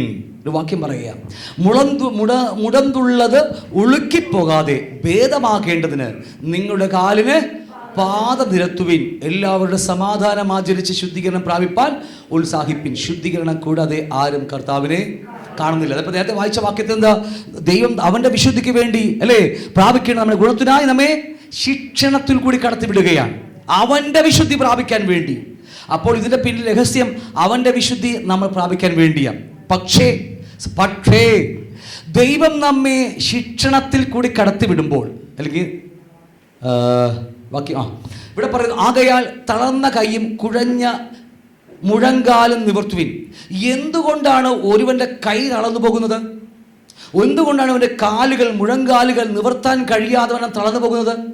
ശ്രദ്ധിച്ചിട്ടുണ്ടോ? നമുക്ക് പലപ്പോഴും നമ്മുടെ അനുഭവങ്ങളാണ് ഇതൊക്കെ. പലപ്പോഴും ദൈവത്തെ വിളിക്കാൻ കഴിയുന്നില്ല, ദൈവത്തോട് പറ്റി നിൽപ്പാൻ കഴിയുന്നില്ല. ബൈബിൾ കയ്യിലെടുത്ത് വായിക്കാൻ തുടങ്ങുമ്പോൾ തന്നെ കോട്ടവായിടുകയാണ് അല്ലേ. പ്രാർത്ഥിക്കാനിരിക്കുമ്പോൾ അശുദ്ധ ചിന്തകൾ കരയെ കയറിപ്പെടുന്ന് പെടുകയാണ്. എപ്പോൾ നോക്കിയാലും നമുക്ക് മറ്റു പല ചിന്തകളാണ് നമുക്കല്ലേ. നമ്മുടെ മറ്റു മക്കളെക്കുറിച്ച്, ഭാര്യയെക്കുറിച്ച് മറ്റു വ്യത്യസ്തമായ ചിന്തകൾ കയറി വരുന്നു. സഭയിൽ വന്നാലോ നമുക്ക് എല്ലാവരും ദേഷ്യമാണ്. അവരെ നോക്കി ഒന്നും മിണ്ടിയില്ല അല്ലേ. അവരെ നോക്കിയിട്ട് എന്നെ കാണാതെ മാറിപ്പോയി കളഞ്ഞു. നമുക്ക് പലരോടും വെറുപ്പം, വിദ്വേഷം തോന്നാൻ കാരണം ഇവിടെ നമ്മുടെ കൈ തളർന്നിരിക്കുകയാണ്. നമ്മുടെ കാലുകൾ നിവർത്താൻ കഴിയാതെ തളർന്നുപോയി. പാപമാണ്. ഞാൻ പറഞ്ഞർത്ഥം മനസ്സിലാവുന്നുണ്ടോ? നമ്മുടെ കുറവുകൾ, ബലഹീനതകൾ, അത് നേരത്തെ നമ്മൾ പഠിച്ചുകൊണ്ടിരിക്കുന്ന വിഷയത്തിൽ എന്താ? കർത്തൃമേശ എടുത്തപ്പോൾ നമ്മുടെ സഹോദരങ്ങളുമായുള്ള എന്താ പറയുക, ഐക്യത നിരപ്പിൽ വരാതെ നാം ജീവിക്കുമ്പോൾ പാപം ഒളിക്കിടക്കുക നമ്മുടെ അകത്ത്. ആ പാപം നിമിത്തം നിങ്ങൾ അറിയണം, നമുക്ക് നിരപ്പ് പ്രാപിക്കാത്ത, ഏറ്റുപറഞ്ഞുപേക്ഷിക്കാത്ത, കഴുകൽ പ്രാപിക്കാത്ത, ദൈവത്തെ ക്രൂശിലേക്ക് ഇടാത്ത ഏതെങ്കിലും വിഷയങ്ങൾ നമ്മുടെ ജീവിതത്തിനകത്തുണ്ടെങ്കിൽ നിങ്ങൾ അറിഞ്ഞേ മതിയാകൂ, നമ്മുടെ കൈകൾ തളരാൻ തുടങ്ങും. ആകയാൽ തളർന്ന കൈ. 2, ഈ കൈയിൻ്റെ കാര്യമല്ല ഞാൻ പറയുന്നത് കേട്ടോ, ഞാൻ ഇതല്ലേ പറയുന്നത്, ആത്മീയ ജീവിതത്തിൻ്റെ കാര്യം പറയുക. 2, നമ്മുടെ മുഴങ്കാലുകൾ നിവർത്താൻ കഴിയാതെ കോച്ചിപ്പോകും. സത്യം പറയുക, നമ്മുടെ ജീവിതത്തിൽ ക്ഷമിക്കാൻ കഴിയാത്ത, ക്ഷമിച്ചു കൊടുക്കാൻ കഴിയാത്ത, 2 നല്ല വാക്കില്ലേ അല്ലേ, ക്ഷമിക്കാനും ക്ഷമിച്ചു കൊടുക്കാനും കഴിയാത്ത ഏതെങ്കിലും പാപങ്ങൾ നമ്മുടെ ജീവിതത്തിലുണ്ടെങ്കിൽ, 2 നിരപ്പ് പ്രാപിക്കാൻ കഴിയാതെ, ദൈവത്തിന് മുന്നിൽ ഏറ്റുപറഞ്ഞ് കഴുകൽ പ്രാപിക്കാത്ത ഏതെങ്കിലും പാപങ്ങൾ നമ്മുടെ ജീവിതത്തിലുണ്ടെങ്കിൽ, എത്ര വചനം കേട്ടിട്ടും വീണ്ടും വീണ്ടും സ്വയം മനസ്സിനെ കഠിനമാക്കി ഇല്ലേ. എഫെസ്യ ലേഖനം പറയുന്ന പോലെ തഴമ്പായി, പിന്നെ തൊട്ടാൽ പോലും സെൻസ് ചെയ്യാൻ കഴിയാത്ത വണ്ണം പാപത്തിന്റെ കാഠിന്യ നിമിത്തം അത് കഠിനപ്പെട്ടു പോയെങ്കിൽ, വാക്യങ്ങളൊക്കെ ശരിയല്ലേ, പല വാക്കുകളൊക്കെ ശരിയല്ലേ, എല്ലാം ഒന്നിലേക്കല്ലേ പോകുന്നതല്ലേ. അപ്പോൾ പിന്നീട് വചനം കേട്ടാൽ നമുക്ക് സെൻസ് ചെയ്യാൻ പറ്റത്തില്ല, കാരണം തണുപ്പിച്ചു പോയി. പാപത്തിൻ്റെ കാഠിന്യ നിമിത്തം. അങ്ങനെ വരുമ്പോൾ നമ്മുടെ കൈകൾ തളരാൻ തുടങ്ങും. ഈ കൈൻ്റെ കാര്യമല്ല ഞാൻ പറയുന്നത്, ആത്മീയ മനുഷ്യൻ്റെ കാര്യത്തെക്കുറിച്ചാണ് പറയുന്നത്. കൈകൾ തളരാൻ തുടങ്ങും. നമുക്ക് ആരോടെങ്കിലും ഇങ്ങനെ കൈപൊക്കി സ്തോത്രം പറയാൻ പോലും കഴിയത്തില്ല. അകത്തുകൊണ്ട് ഒരാളോട് മിണ്ടാൻ പോലും കഴിയത്തില്ല. 2 കാലുകൾ നിവർത്താൻ കഴിയാതെ വണ്ണം കോച്ചിപ്പോകുന്ന അനുഭവങ്ങൾ എന്ന് പറഞ്ഞാൽ നമുക്ക് എന്താ പറയുക, വചനം വായിക്കാൻ കഴിയുന്നില്ല, വചനം പ്രസംഗിക്കാൻ കഴിയുന്നില്ല, പിന്നെ എന്തൊക്കെയാ അല്ലേ, നമുക്ക് ശുശ്രൂഷിക്കാൻ കഴിയുന്നില്ല, പഴയ പോലെ പ്രാർത്ഥിക്കാൻ കഴിയുന്നില്ല, പ്രാർത്ഥിക്കുമ്പോൾ വാക്കുകൾ കിട്ടുന്നില്ല, പരിശുദ്ധമായ വാക്ക് അകത്ത് തരുന്നില്ല. ഒട്ടനവധി കാര്യങ്ങൾ നമ്മുടെ ജീവിതത്തിൽ ആരെ കണ്ടാലും ദേഷ്യം തോന്നുന്ന അനുഭവങ്ങളൊക്കെ കാരണം നമ്മുടെ അകത്ത് പാപം കിടക്കുകയാണ്. എത്ര വചനം കേട്ടിട്ടും അതിനു മുമ്പിൽ മുഖം തിരിച്ച് കളയുമ്പോൾ പാപം ഹൃദയത്തിൽ കഠിനമായി അത് എന്താ പറയുക, ഈ തഴമ്പ് വെച്ച് പോകും. എൻ്റെ മദറിലേക്ക് കുറേ ആടുകളുണ്ട്, ഇപ്പോഴും ആടുകൾ കുറച്ച് ഇപ്പോൾ കുറേ കൊടുത്തോണം ആടുകളൊക്കെ ഉണ്ട്. അധികം അപ്പോൾ പുള്ളിക്കാരുടെ കൈ മുഴുവൻ തരമ്പ, ഇവിടെ തൊട്ടാന്നും അറിയത്തില്ല.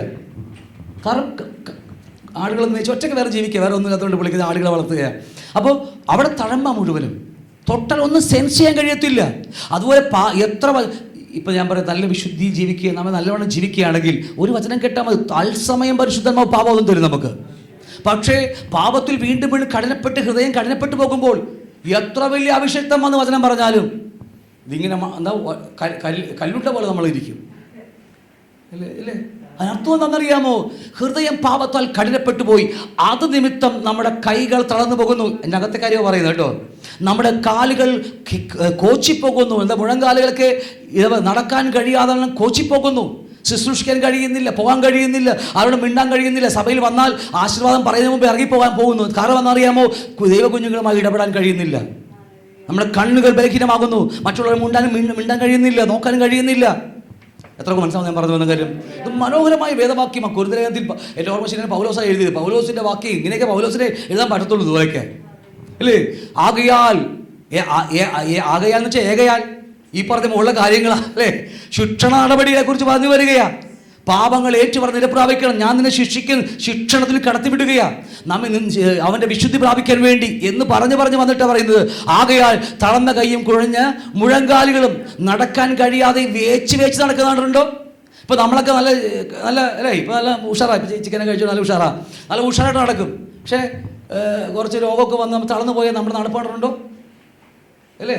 പിന്നെ കോച്ചൊക്കെ നടന്ന് അതൊരു നമുക്ക് തോന്നുമ്പോൾ നമ്മുടെ ജീവിതത്തിൽ സംഭവിച്ച ശരീരത്തിലെ ചില അപാകതകൾ എന്തിലേത് പാരലൈസ് അതുപോലെ തളർന്നു പോകുന്ന രോഗങ്ങൾ കൊണ്ട് തളർന്നു പോയതാ. പിന്നീട് നമ്മൾ നടക്കുമ്പോൾ വേച്ച് വെച്ചൊക്കെ നടക്കുന്നത്. ഇത് കാണുമ്പോൾ നിങ്ങളാരും അത് ശരീരത്തിൻ്റെ ബലഹീനത മാത്രമാണ്. പക്ഷേ നമ്മുടെ ആത്മാവിൻ്റെ അകത്തെ മനുഷ്യൻ അതുപോലത്തെയാണെന്ന് ചെക്ക് ചെയ്തിട്ടുണ്ട് നിങ്ങൾ.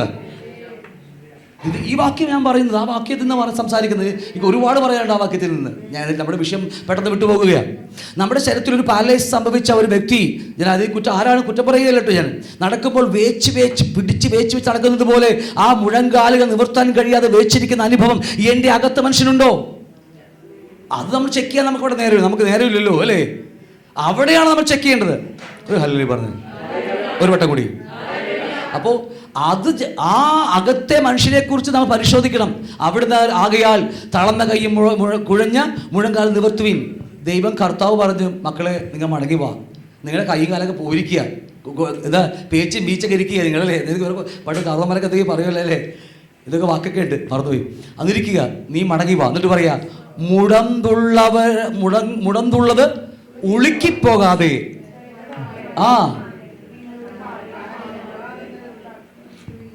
വല്ല മനസ്സിലായോ? കർത്താവ് പറഞ്ഞു, ആകയാൽ തളർന്ന കൈയും പാപം നിമിത്തം ഭിന്നത വെച്ചുകൊണ്ട് പാപം നിമിത്തം ഹൃദയം കഠിനപ്പെട്ടു പോകുമ്പോൾ നമ്മുടെ കൈകൾ തളർന്നു പോകുന്നു, അകത്തെ മനുഷ്യൻ ബലഹീനായിത്തീരുന്നു. പാരലൈസ് സംഭവിച്ച് ഒരു കോലം കെട്ട് പോകുകയാണ്. എന്നിട്ടും വചനം കേട്ട് കഴിഞ്ഞിട്ട് വീണ്ടും വചനം സ്വീകരിക്കാതിരിക്കുമ്പോൾ വാക്ക് ശ്രദ്ധിക്കണം, ഇത്രയും അകത്തെ മനുഷ്യൻ കോലം കെട്ടിരിക്കുക, എന്നിട്ടും വചനം കേട്ടിട്ട് മാനസാന്തരപ്പെടാതിരിക്കുമ്പോൾ വചനം പറയുന്നു, മുടന്നുള്ളത് എതിയും വീണ്ടും ഒഴുക്കിപ്പോകുമെന്ന്. വല്ലാത്തൊരു വാക്കാണല്ലോ കർത്താവിൻ്റെത്. ഓൾറെഡി സംഭവിച്ചിരിക്കുക, വചന ഓൾറെഡി കൈയും കാലും പാവം ഏറ്റ് പലപ്പോഴും ഭർത്താവ് പറഞ്ഞിട്ട് പോലും നമ്മൾ മനസ്സന്തരപ്പെടാതെ ഹൃദയം കഠിനമായി കൈയും കാലൊക്കെ ഉളുകി അല്ലേ, ഒരു കോലം കെട്ടിരിക്കുക, അകത്ത് മനുഷ്യ കോലം കെട്ടിരിക്കുക. എന്നിട്ടും വചനം കേട്ടിട്ട് മാനസാന്തരപ്പെടുന്നില്ലെങ്കിൽ നമ്മൾ മുടന്തുള്ളത് എന്തിപ്പോഴും ഉളുക്കും. വീണ്ടും കർത്താവ് ഉളുക്കുമെന്ന്. ഓ, എന്താ മടുപ്പ് നമുക്ക് കേൾക്കാനായിട്ട് ഇല്ലേ. കൈ തളർന്നു പോയത്, കാല് നിവർത്താനും കഴിയും ഒഴുകിപ്പോയത്, ഒറ്റവാക്കി പറഞ്ഞാൽ മുടന്തുള്ളത് കർത്താവ് വീണ്ടും ഒഴുകിക്കളയുമെന്ന്. ചെയ്യൂ കർത്താവ് അങ്ങനെയൊക്കെ? എന്താ പറയാൻ മടിയത്? നമ്മുടെ കർത്താവിന്റെ വാക്കാ. ചെയ്യുമെന്ന് പറഞ്ഞാൽ ചെയ്തിരിക്കും. എന്തിനു വേണ്ടിയാ? അവന്റെ വിശുദ്ധി പ്രാപിക്കുവാൻ, അവന്റെ നിത്യത പ്രാപിക്കുവാൻ. നമുക്ക് വേദപുസ്തകം ഇന്നും അനേകർക്കും വേദപുസ്തകം മനസ്സിലാകാത്ത കാര്യം ഇത് എന്തിനു വേണ്ടി എഴുതുന്ന അറിയത്തില്ല. കർത്താവ് എന്തിനാ ക്രൂശിൽ വന്ന് മരിച്ചെന്ന് അറിയത്തില്ല. ഒറ്റ കാര്യമേ ഉള്ളൂ. നമ്മൾ ഈ എഫേസ്യർ 1:5 കൊലോസ്യർ 1:6 അല്ലേ, അവിടെ പറയുന്നുണ്ട്. ഒന്ന് വായിച്ചേ. ലോകം സൃഷ്ടിക്ക് മുമ്പേ അവനെ അത് വാക്യം വായിച്ചു. എഫേസ്യർ 1:4-5 വാക്യം, 5-ാമത്തെ വാക്യം, 5-6-ാമത്തെ വാക്യം.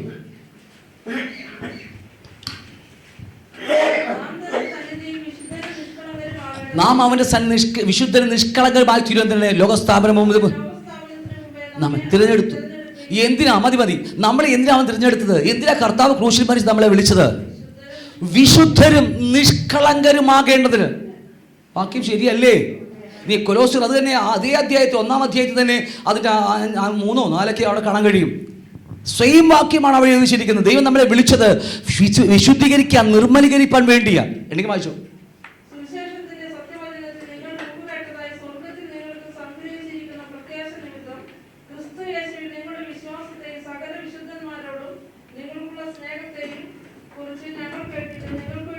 കൊലോസ്യരില്ലേ 1:3-6 ഒരു വാക്യമില്ലേ, 12-ാം വാക്യം ഒരു വാക്യമുണ്ടല്ലോ, നിങ്ങൾ അവന്റെ വിശുദ്ധി പ്രാപിക്കേണ്ടതിന്.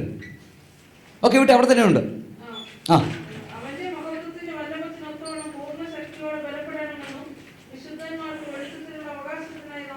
ഓക്കെ, വിട്ടേ, കുഴപ്പമില്ല, അവിടെ വാക്യമുണ്ട്. ഇത് 2 വാക്യങ്ങളാണ് യൂദ ലേഖനം പഠിപ്പിക്കും. അവസാനം വന്ന് ലേഖനം അവസാനിക്കുമ്പോൾ യൂദ 25-ാമത്തെ ലാസ്റ്റ് വാക്യം 2 വാക്യം പഠിക്കുമ്പോൾ അവിടെ കാണാൻ കഴിയുന്നത് ഇതിന് 2 പൂർത്തീകരണമാണ്. 1:22 വായിച്ചോ.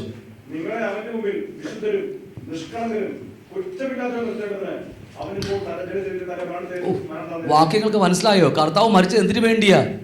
കുറ്റമറ്റവരായി. കുറ്റമുള്ളവരല്ല നമ്മള്. അമ്മയുടെ പാപത്തിൽ ഉരുവായതാ നമ്മള്. അത് മാത്രമേ നമുക്കുള്ളൂ. നിർമ്മലീകരിച്ചെടുക്കാൻ വേണ്ടിയാ. ഞാൻ പറഞ്ഞ അർത്ഥം മനസ്സിലാവുന്ന വിട്ടുകളയാം. അപ്പോൾ എത്ര വചനം കേട്ടിട്ടും നമ്മൾ വചനം ശ്രദ്ധിക്കാതെ മാനസാന്തരപ്പെടാതിരിക്കുമ്പോൾ നമ്മുടെ കൈയും കാലൊക്കെ തളർന്നു പോകും. പക്ഷേ എന്നിട്ടും ഇരിക്കുമ്പോൾ ദൈവം നമ്മുടെ കാലുകളെ മുടന്തുള്ളതിനെ വീണ്ടും ഒഴുകിക്കളയും. എന്തിനു വേണമെന്നറിയാമോ? നമ്മൾ മടങ്ങി ഈ പറഞ്ഞ വിശുദ്ധി പ്രാപിക്കുവാൻ, ഈ പറഞ്ഞ അവൻ്റെ സ്വരൂപം പ്രാപിക്കുവാൻ അല്ലേ, അതിനുവേണ്ടി കർത്താവ് ചെയ്യുന്നത്. ചെയ്യില്ല കർത്താവ്? അതിൻ്റെ പേരാ ബാലശിക്ഷ. ശിക്ഷണം. ശിക്ഷാവിധിയല്ല, ശിക്ഷണം. മനസ്സിലാവുന്നുണ്ടോ?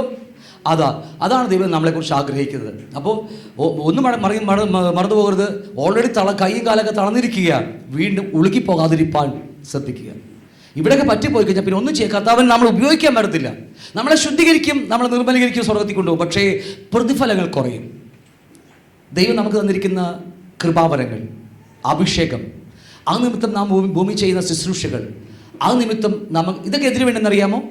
നമുക്ക് ദൈവത്തിന് അഭിഷേകം തരുന്നത് എന്തിനാണ്? നമുക്ക് കൃപാവരങ്ങൾ തരുന്നത്, തന്നിരിക്കുന്നത് ഓക്കെ, എന്തിനു വേണ്ടിയാ?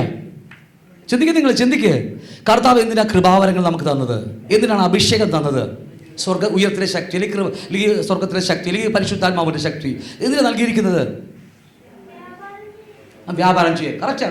കറക്റ്റ് തന്നെയാ. ലേഖനങ്ങൾ പഠിക്കും മാത്രമല്ല, വെളിപ്പാട് ദിവസം പഠിക്കുമ്പോൾ നിങ്ങൾ ചെയ്ത പ്രവൃത്തി മണവാട്ടി തന്നെത്താൻ ഒരുക്കിയിരിക്കുന്നു അല്ലേ, നിങ്ങൾക്ക് പ്രതിഫലം തരുവാൻ.